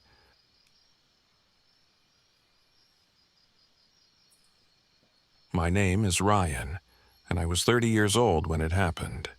It's been 2 years since that trip, and I haven't slept a single night without hearing the sounds. The laughter, the whispers, the growls. This story might seem unbelievable, but every word is true. I'm telling it as much for myself as for anyone who might listen, because if I keep it bottled up any longer, I'll lose my mind. It all started when my girlfriend Emily, she was 29 then, decided we needed to take a break from city life. Emily had this outdoorsy streak that I admired, even though it sometimes got us into situations I'd rather avoid. She planned the whole trip to Devil's Hollow, a remote corner of Dolly Sod's wilderness in West Virginia. She said it would be perfect for her outdoor blog. Stunning views, challenging hikes, no cell service, pure magic, she'd said. We didn't go alone. Emily's best friend, Sarah, came with us. She was 27, spiritual, and had a way of sensing things before anyone else did. She carried this little talisman everywhere, something her grandmother had blessed. Rounding out our group was Chris, one of my buddies. He was 28, sarcastic to the core, and had a habit of making jokes when things got tense. He wasn't thrilled about the trip, but figured he'd tag along for the stories. We piled into Emily's old RV and headed out early Friday morning. The drive was long, winding through narrow mountain roads, but the excitement in the air made it bearable. Emily was practically bouncing in her seat, pointing out the scenery, while Chris cracked jokes about banjo music and axe murderers. I stayed quiet, focusing on the road. Something about the name Devil's Hollow didn't sit right with me, but I shrugged it off as nerves. When we arrived, the wilderness was breathtaking. Towering pines, rocky cliffs, and an endless sky stretched above us. Emily found a secluded clearing near a trailhead where we parked the RV and set up camp. That's when the first hiccup hit. We were missing a pole for one of the tents. It wasn't a big deal at the time. We decided to cram into the remaining tents, but the uneven terrain made setting them up a chore. Chris lost half his gear somewhere along the trail, so Emily lent him a sleeping bag. By the time we settled in, the sun was already sinking. Shadows stretched long across the clearing, and the air grew cold. Sarah wandered off to explore while I built a fire. When she came back, her face was pale. "There's something weird out here," she said, holding a small carved stone with the jagged symbols etched into it. "I found this in a circle of rocks. It feels wrong." Emily waved it off. Probably just some hiker's idea of a joke. "Yeah," Chris chimed in, "or a secret cult planning to sacrifice us at midnight." Sarah frowned, but didn't push it. She pocketed the stone and sat by the fire, holding her talisman tightly. I could see she was spooked, and to be honest, I was starting to feel it too. That night, I couldn't sleep. The sounds of the forest felt too close, too deliberate. Around midnight, I heard a low whistle, sharp and clear, like someone signaling from the trees. I sat up, straining to listen, but it stopped. Just as I convinced myself it was nothing, a faint laugh rippled through the woods, followed by the sound of something heavy moving through the underbrush. I stayed awake the rest of the night, my eyes glued to the tent flap. When morning came, I tried to brush it off. Probably an animal, I told myself. But then I saw the claw marks. Deep, jagged scratches ran down the side of the RV. "Bear," Emily said when I pointed them out. "There's nothing else it could be." Sarah wasn't so sure. "I saw something last night," she said quietly. "A figure. It was tall, hunched, with glowing eyes. It was watching us." Chris laughed. "You sure you didn't have a little too much fresh air?" Sarah glared at him. "Something's not right here." Emily suggested we hike further into the wilderness. "Maybe we'll find the source of your glowing eyes," she teased Sarah. Reluctantly, we packed our gear and set off down an unmarked trail. As we walked, the forest seemed to close in around us. The air grew heavy, and the trees twisted into unnatural shapes. The trail became harder to follow, littered with debris.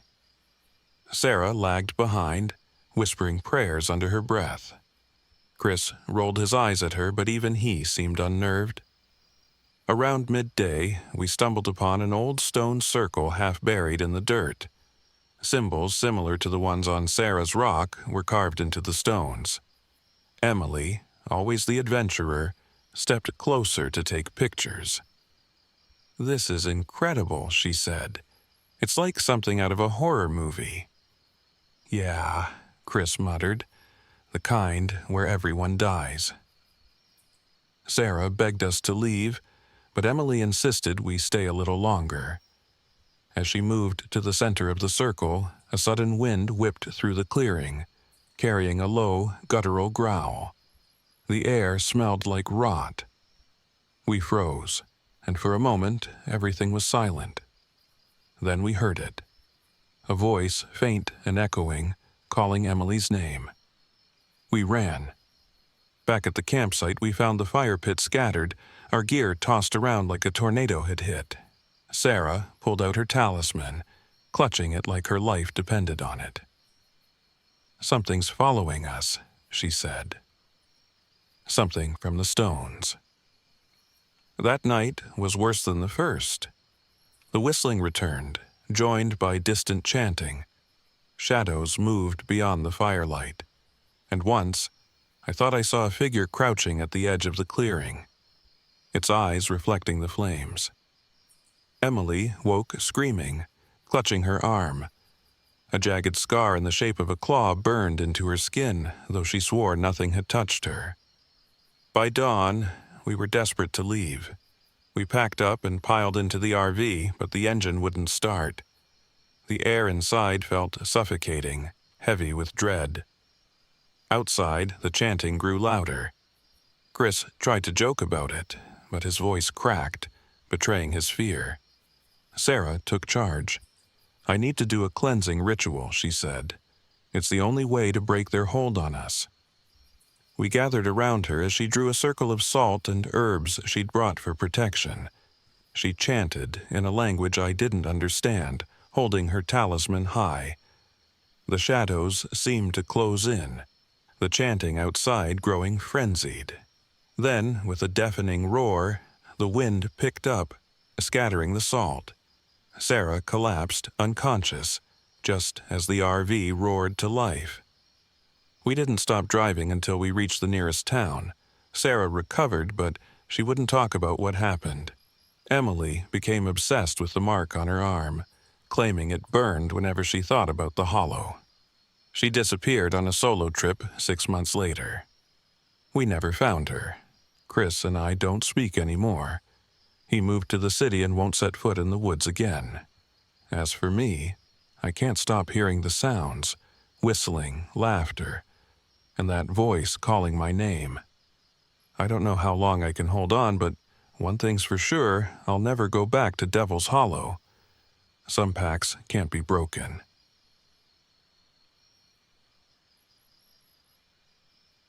My name is Lucas Davis, and I was 34 when this happened. I've always considered myself a rational guy. I'm a former journalist turned travel blogger, and I spend most of my time exploring scenic trails and quiet campsites, far from the chaos of everyday life. Writing about these places has been my therapy, a way to escape my past. But what I experienced in the New River Gorge, West Virginia, wasn't something I could rationalize or explain.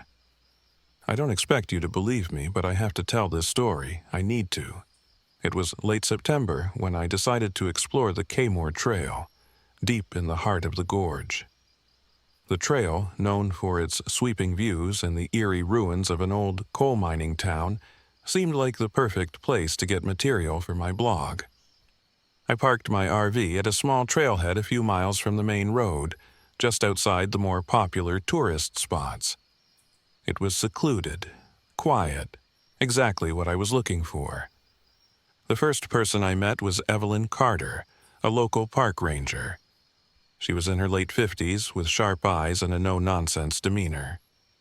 She caught me unpacking my gear near the trailhead and approached with a casual wave. "You heading into the Kaymore ruins?" she asked. "Yeah, planning to do some photography and write about the history for my blog," I replied, pulling out my camera. Evelyn hesitated, her lips pressing into a thin line. "Be careful out there. Stick to the marked trails and don't go poking around the mines. That place has a reputation."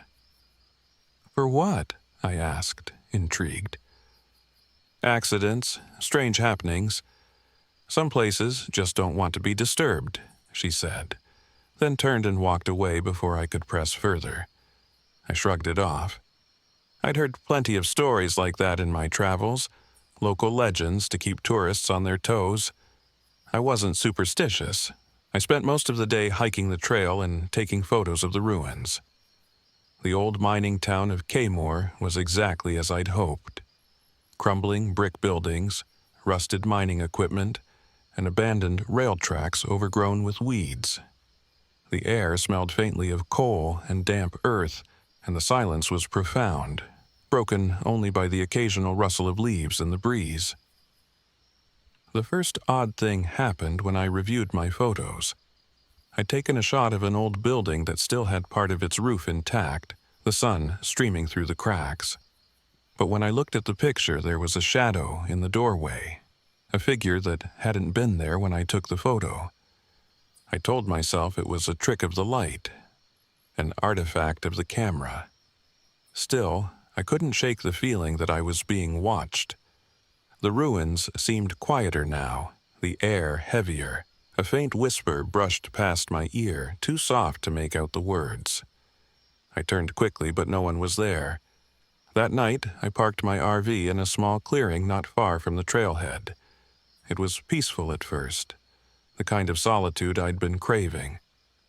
I cooked dinner on a small propane stove, wrote a few notes about the day, and settled in with a book. By the time the sun set, the forest around me was pitch black, the stars faint and far away. I was just drifting off to sleep when the knocking started. It was faint at first, just a tap, tap, tap on the RV door. I froze, my heart pounding.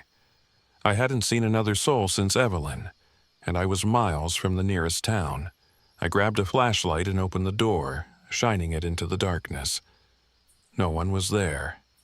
I stepped outside, scanning the woods. The beam of light caught on the trees, the underbrush, but nothing moved. The knocking came again, louder this time, and I spun around. It wasn't the door. It was coming from inside the RV. I climbed back in, heart racing, and found my journal lying open on the small table. I hadn't left it there. The page was blank except for a single word scratched into the paper. Leave. The next day, I forced myself to return to the ruins. I needed answers.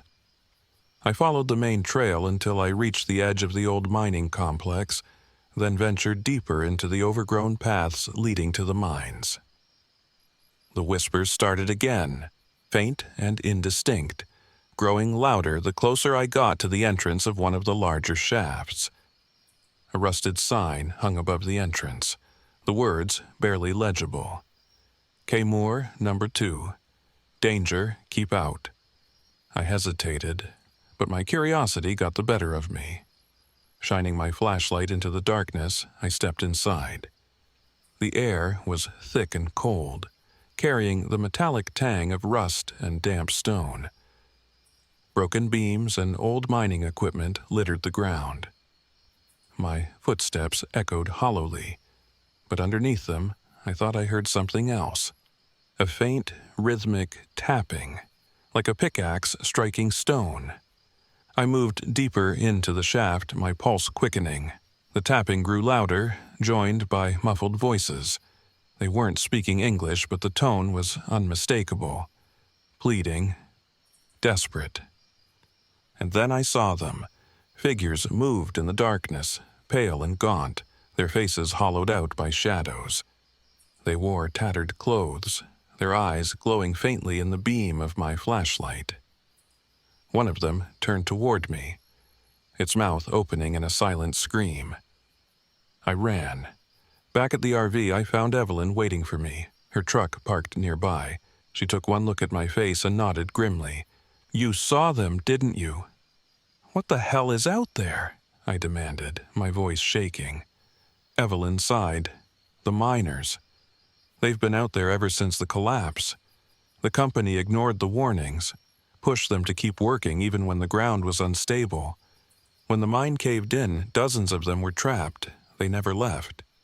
"Why didn't anyone warn me?" I asked, anger rising. "I tried," she said, "but most people don't listen until it's too late." That night, the spirits made their final move. The RV rocked violently, the windows fogging up with breath. Faces pressed against the glass, their hollow eyes fixed on me. The whispers turned to wails, deafening and relentless. My flashlight flickered, the beam cutting in and out as I huddled on the floor, clutching my head. Evelyn banged on the door, shouting over the noise. "You need to make peace with them. They're not going to let you leave unless you do." "What do I do?" I shouted back. "Honor them," she said. "Give them the respect they deserve."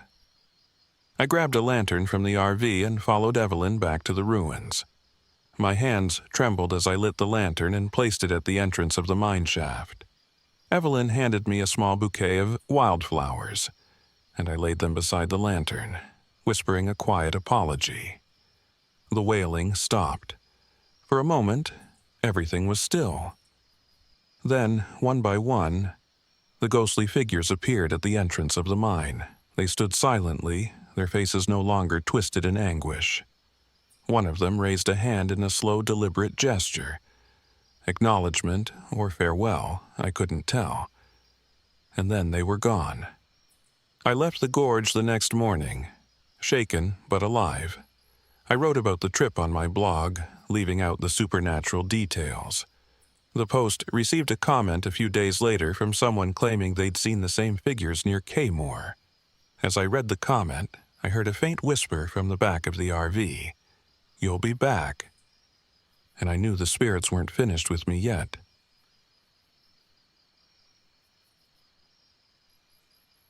My name is Megan Turner, and I was 28 years old when it happened. I've been traveling in my RV for 3 years, chasing wildlife and wilderness, documenting my adventures for conservation groups.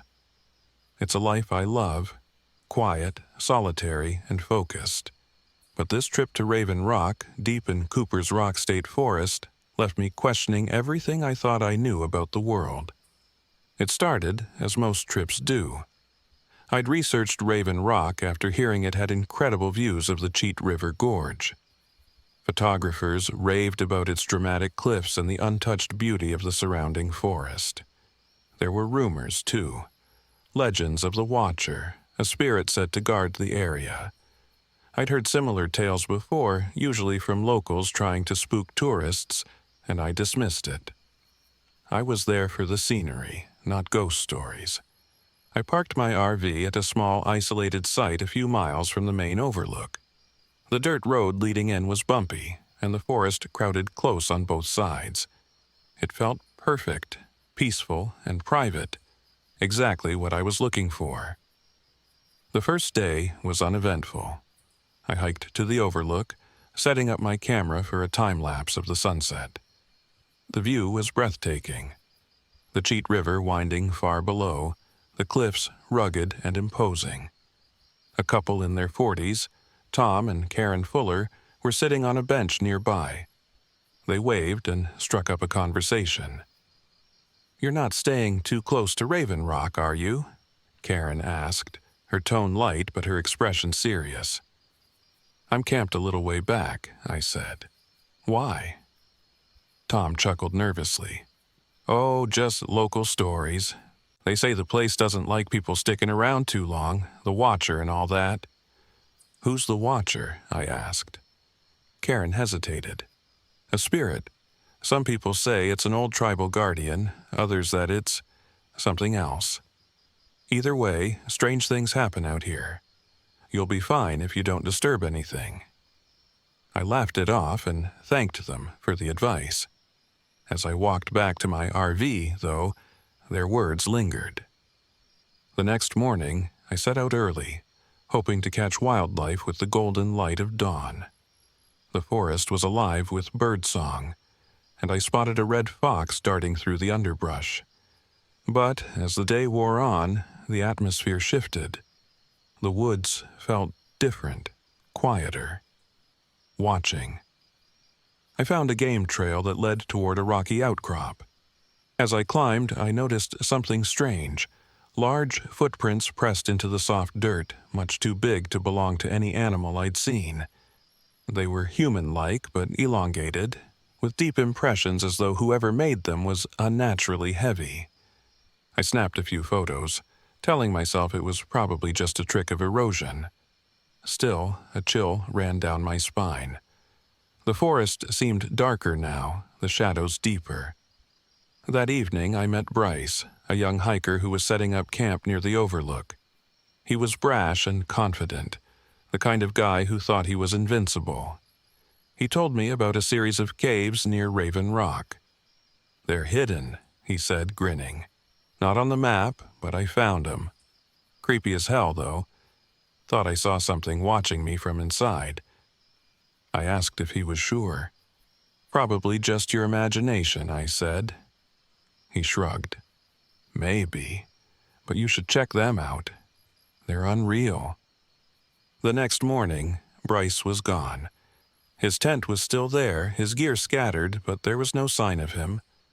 I called out for him, but only the forest answered, its silence pressing in around me. That night, I woke to the sound of scratching. It was faint at first, like branches brushing against the RV, but it grew louder, more deliberate. I turned on my flashlight and scanned the windows. Nothing. Then came the whispers, soft, unintelligible, circling the RV. I stepped outside, my flashlight trembling in my hand. The forest was still, suffocatingly quiet. And then I saw it. A shadow, impossibly tall, standing among the trees. It didn't move, but I felt its eyes on me, burning through the darkness. I backed away slowly, locking myself inside the RV. The whispers continued for hours, a chorus of voices just out of reach. I didn't sleep. The next day, I followed Bryce's trail to the caves. My gut screamed at me to leave, but I had to know. The entrance was a gaping hole in the side of the cliff, cold air seeping out like a breath. Inside, the walls were covered in strange carvings, symbols I didn't recognize. Deeper in, I found a small shrine. Rocks and sticks were arranged in a circle, and in the center lay an old, weathered mask. It was carved from wood, with exaggerated features and hollow eyes. The air was heavy, almost suffocating, and the shadows seemed to ripple like water. I stepped closer, my camera in hand, but a sharp pain shot through my chest. It felt like a warning, and I stumbled back. As I turned to leave, I heard footsteps, slow, deliberate, and too close. I ran. That night, the RV shook violently, as though something massive was trying to tear it apart. The windows fogged with breath, and handprints appeared on the glass, large, spindly, inhuman. The whispers grew into a roar, a cacophony of voices screaming my name. I grabbed the mask I'd taken from the shrine, I don't know why, and bolted into the forest. The shadows closed in around me, shifting and moving with a will of their own. The watcher emerged, its form towering and shapeless, its eyes two burning orbs of white light. I fell to my knees, clutching the mask. "I'm sorry," I whispered, my voice breaking. "I didn't mean to disturb your home." The watcher loomed over me, its presence suffocating. For a moment I thought it would destroy me, but then it stepped back, melting into the darkness. The forest was silent as I returned to the RV. It started without issue, and I drove away without looking back. The mask remained on the ground where I'd left it, an offering to the unseen. I deleted every photo I'd taken, every video. I couldn't bear to keep them. Back home, I wrote about the experience, not the supernatural details, but the need to respect the land and its history. It felt like the right thing to do. But even now, I feel it, the watcher. In the corners of my vision, in the quiet moments of the night, it lingers. Watching, waiting, and I know I'll never truly be free.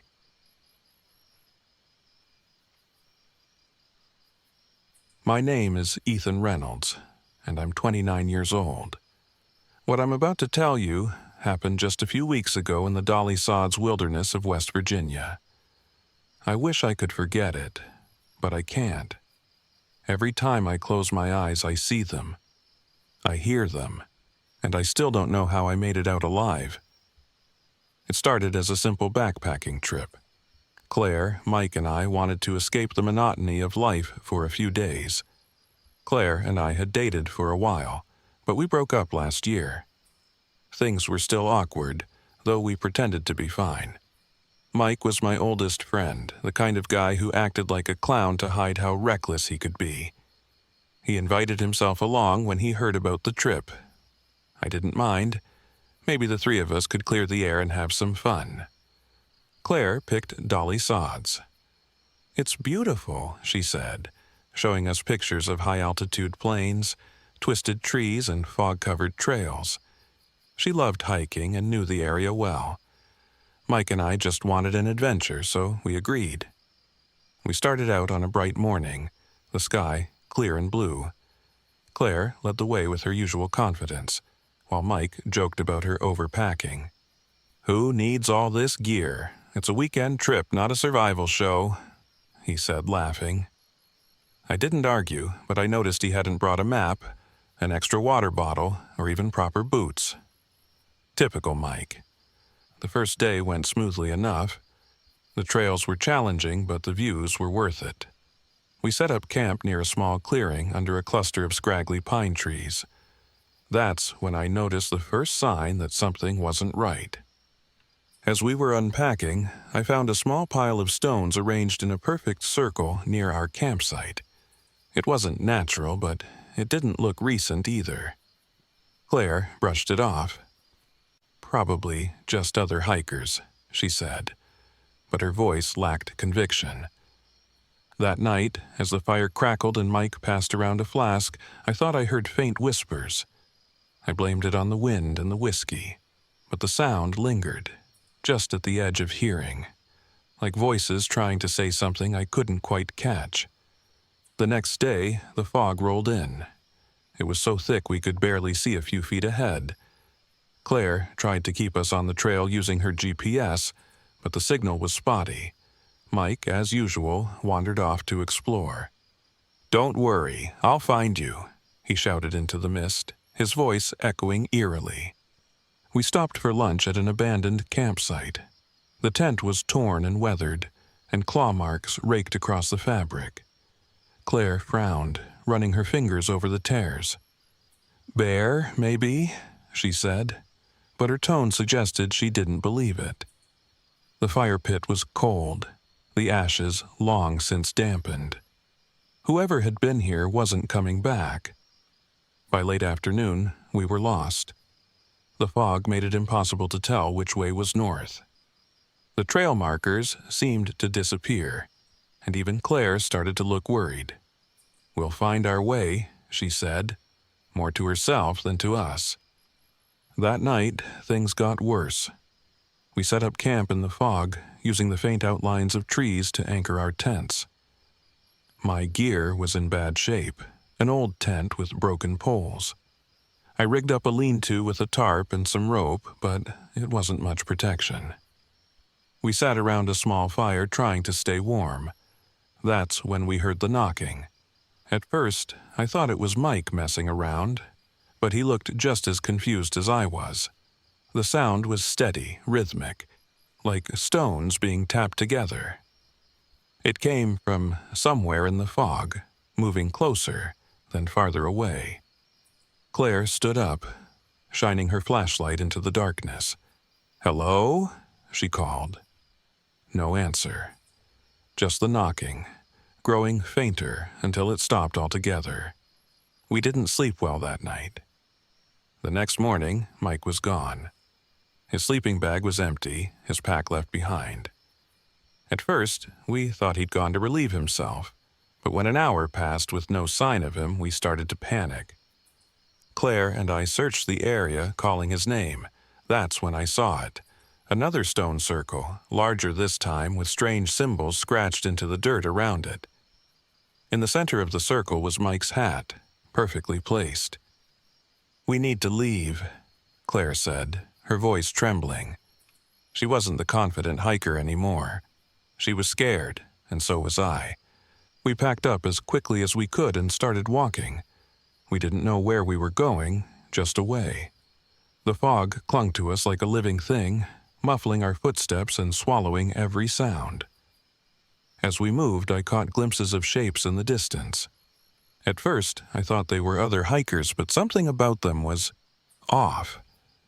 They were too tall, their limbs too long. And they didn't walk. They glided, their movements unnaturally smooth. Claire saw them too. "Don't look," she whispered. "Just keep moving." By afternoon, we were completely disoriented. The fog was so thick we couldn't tell if we were going in circles. Claire's GPS had died and my phone was useless. That's when we found the bones. They were scattered across a small clearing, human and animal mixed together. Some were old, bleached white by the sun, but others looked fresh. The stench of decay hung in the air, making me gag. Claire turned to me, her face pale. "Ethan, we need to get out of here." I nodded, but I didn't know how. That's when we heard it. A voice. Faint and familiar. "Help me." It was Mike. Or at least, it sounded like him. The voice came from the trees, beckoning us deeper into the fog. Claire grabbed my arm. "It's not him," she said firmly. "We can't follow it." But the voice grew louder, more desperate. "Ethan, Claire, please!" I hesitated, torn between reason and instinct. Then the voice changed. It started laughing, a low, guttural sound that sent chills down my spine. We ran. I don't know how long or how far, but we ran until our lungs burned and our legs felt like jelly. Eventually, we stumbled across an old bunker, a relic from World War II. The door was rusted but open, and we didn't hesitate to go inside. The bunker was dark and damp, the air thick with mildew. We barricaded the door with whatever we could find, rusty metal scraps, old crates, anything to keep the things outside. We didn't talk, too scared to even whisper. The knocking started again, louder this time. It came from all sides, echoing through the bunker. Then came the voices, mimicking us, calling our names. "Ethan, Claire." Sometimes they sounded like Mike. Other times like children crying for help. They were toying with us and we knew it. The door rattled, and we could hear scratching, like claws on metal. Claire gripped my arm, her nails digging into my skin. "They can't get in," I whispered, more to convince myself than her. But then the voices started coming from inside the bunker. I don't remember much of what happened next. The fear was overwhelming, drowning out everything else. Somehow, we made it through the night. When the first light of dawn broke through the cracks in the bunker, the noises stopped. The fog began to lift, and the forest returned to an eerie silence. We stumbled out of the bunker, exhausted and terrified. A search and rescue team found us a few hours later. They said other hikers had reported hearing screams in the night. We told them about Mike, but they never found him. Now, weeks later, I can't stop thinking about it. About the stone circles, the whispers, the figures in the fog. About Mike's voice, laughing as it lured us to our deaths. I don't know what those things were, but I know they're still out there, waiting for their next victims. If you ever visit Dolly Sods, stay on the trail. Don't wander into the fog, and if you hear someone calling your name, run.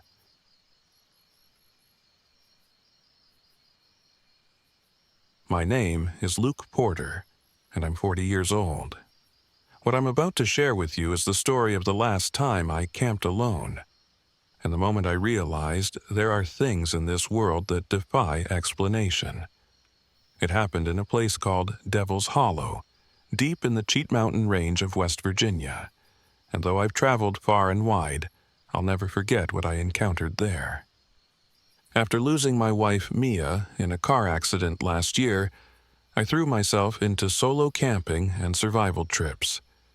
It was my way of coping, a chance to escape the world and clear my head.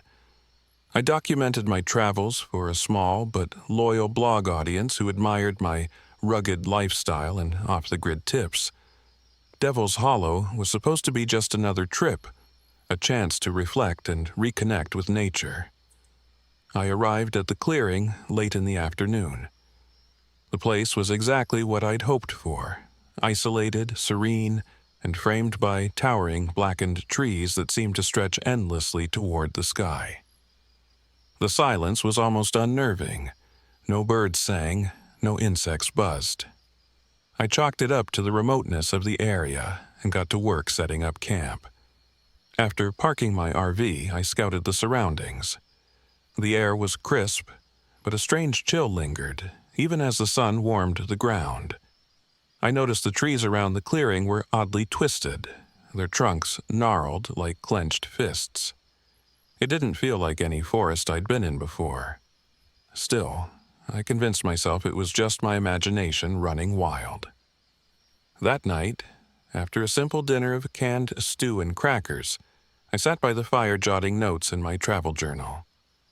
I wrote about the eerie quiet, the twisted trees, and the strange shadows cast by the flickering flames. I tried to stay positive, reflecting on why I'd come here, to process my grief and find peace. As the fire died down, I crawled into my RV and fell into a restless sleep. Sometime in the early hours of the morning, I was jolted awake by a faint tapping sound on the side of the RV.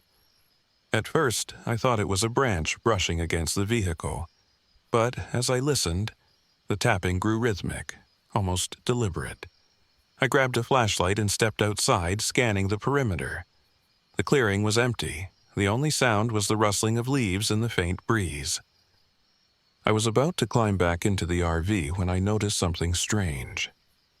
My water filter, which I'd left on a small folding table, was frozen solid. The temperature hadn't been anywhere near freezing when I went to bed.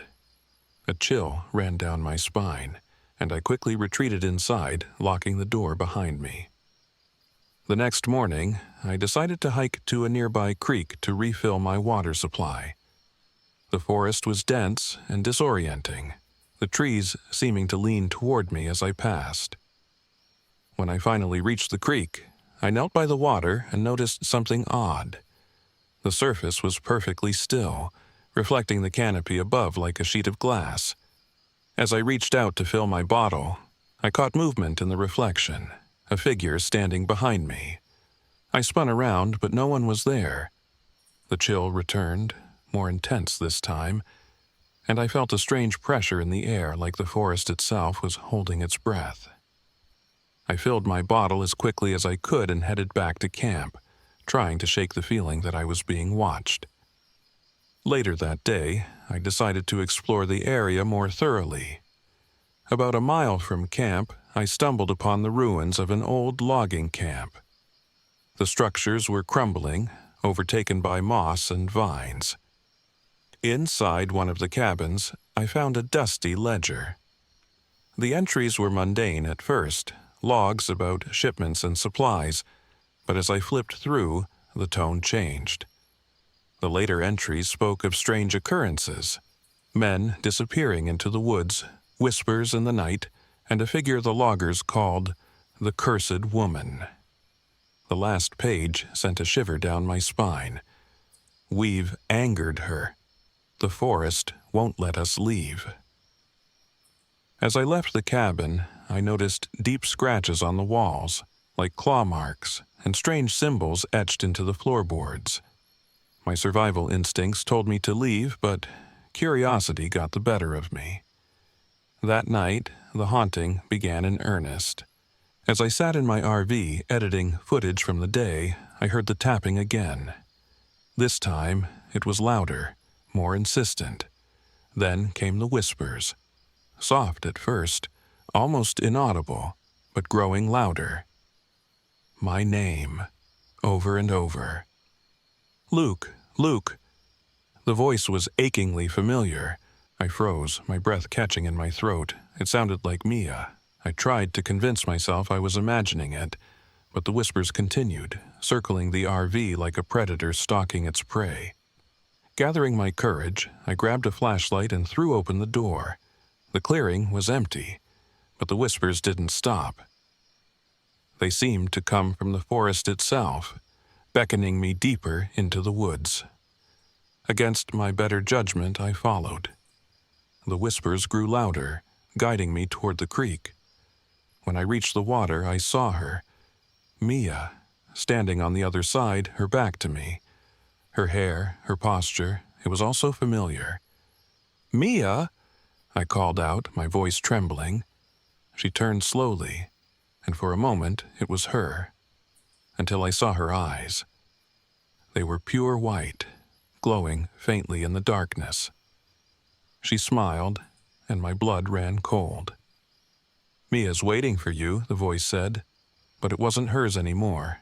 It was deeper, more guttural. The figure dissolved into shadow, melting into the trees.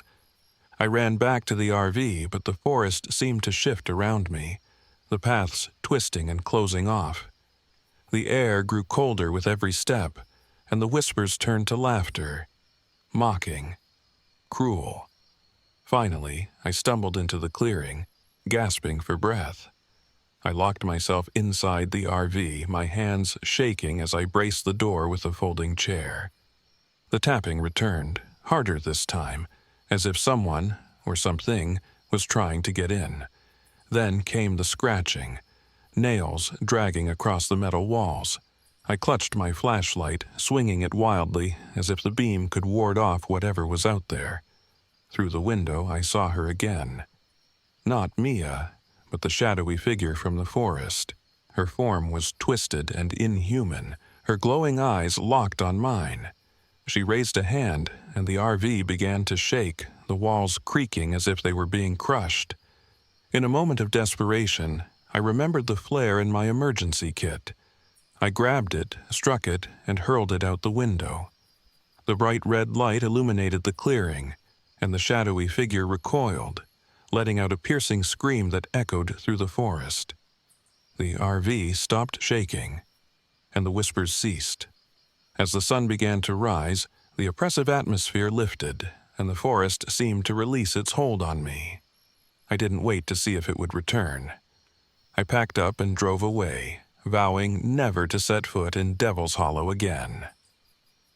Later, as I reviewed the footage from my helmet camera, I saw something that made my blood run cold.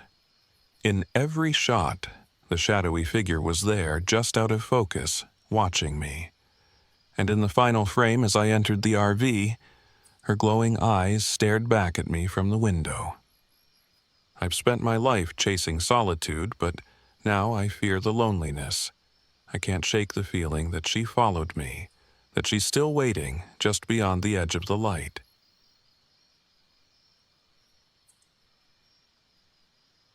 My name is Ethan Reynolds, and I'm 29 years old. What I'm about to tell you happened just a few weeks ago in the Dolly Sods wilderness of West Virginia. I wish I could forget it, but I can't. Every time I close my eyes, I see them. I hear them, and I still don't know how I made it out alive. It started as a simple backpacking trip. Claire, Mike, and I wanted to escape the monotony of life for a few days. Claire and I had dated for a while, but we broke up last year. Things were still awkward, though we pretended to be fine. Mike was my oldest friend, the kind of guy who acted like a clown to hide how reckless he could be. He invited himself along when he heard about the trip. I didn't mind. Maybe the three of us could clear the air and have some fun. Claire picked Dolly Sods. "It's beautiful," she said, showing us pictures of high-altitude plains, twisted trees, and fog-covered trails. She loved hiking and knew the area well. Mike and I just wanted an adventure, so we agreed. We started out on a bright morning, the sky clear and blue. Claire led the way with her usual confidence, while Mike joked about her overpacking. "Who needs all this gear? It's a weekend trip, not a survival show," he said, laughing. I didn't argue, but I noticed he hadn't brought a map, an extra water bottle, or even proper boots. Typical Mike. The first day went smoothly enough. The trails were challenging, but the views were worth it. We set up camp near a small clearing under a cluster of scraggly pine trees. That's when I noticed the first sign that something wasn't right. As we were unpacking, I found a small pile of stones arranged in a perfect circle near our campsite. It wasn't natural, but it didn't look recent either. Claire brushed it off. "Probably just other hikers," she said, but her voice lacked conviction. That night, as the fire crackled and Mike passed around a flask, I thought I heard faint whispers. I blamed it on the wind and the whiskey, but the sound lingered, just at the edge of hearing, like voices trying to say something I couldn't quite catch. The next day, the fog rolled in. It was so thick we could barely see a few feet ahead. Claire tried to keep us on the trail using her GPS, but the signal was spotty. Mike, as usual, wandered off to explore. "Don't worry, I'll find you," he shouted into the mist, his voice echoing eerily. We stopped for lunch at an abandoned campsite. The tent was torn and weathered, and claw marks raked across the fabric.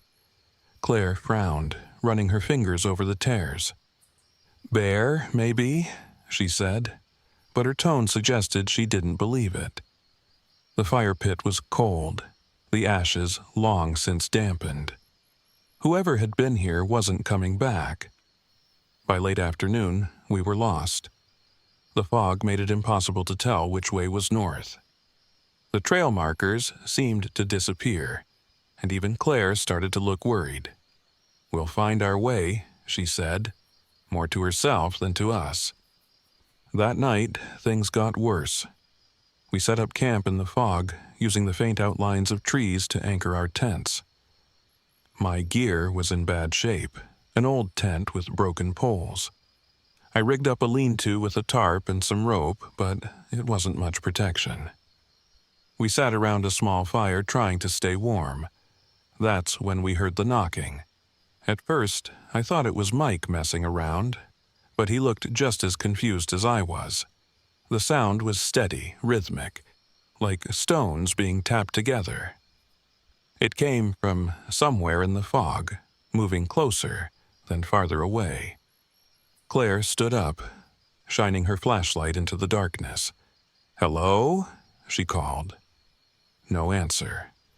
Just the knocking, growing fainter until it stopped altogether. We didn't sleep well that night. The next morning, Mike was gone. His sleeping bag was empty, his pack left behind. At first, we thought he'd gone to relieve himself, but when an hour passed with no sign of him, we started to panic. Claire and I searched the area, calling his name. That's when I saw it. Another stone circle, larger this time, with strange symbols scratched into the dirt around it. In the center of the circle was Mike's hat, perfectly placed. "We need to leave," Claire said, her voice trembling. She wasn't the confident hiker anymore. She was scared, and so was I.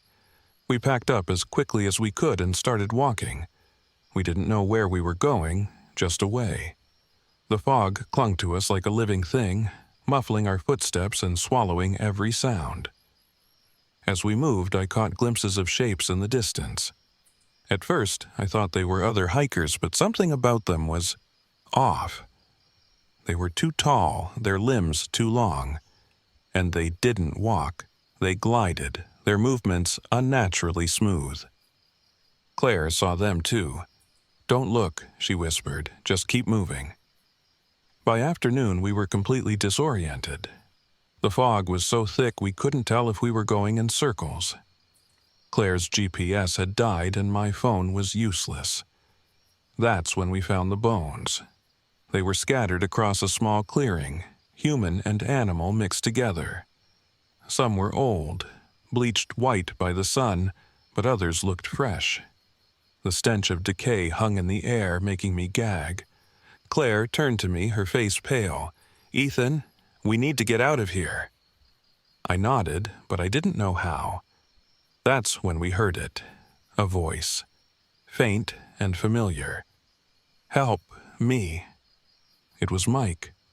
Or at least, it sounded like him. The voice came from the trees, beckoning us deeper into the fog. Claire grabbed my arm. "It's not him," she said firmly. "We can't follow it." But the voice grew louder, more desperate. "Ethan, Claire, please!" I hesitated, torn between reason and instinct. Then the voice changed. It started laughing, a low, guttural sound that sent chills down my spine. We ran. I don't know how long or how far, but we ran until our lungs burned and our legs felt like jelly. Eventually, we stumbled across an old bunker, a relic from World War II. The door was rusted but open, and we didn't hesitate to go inside.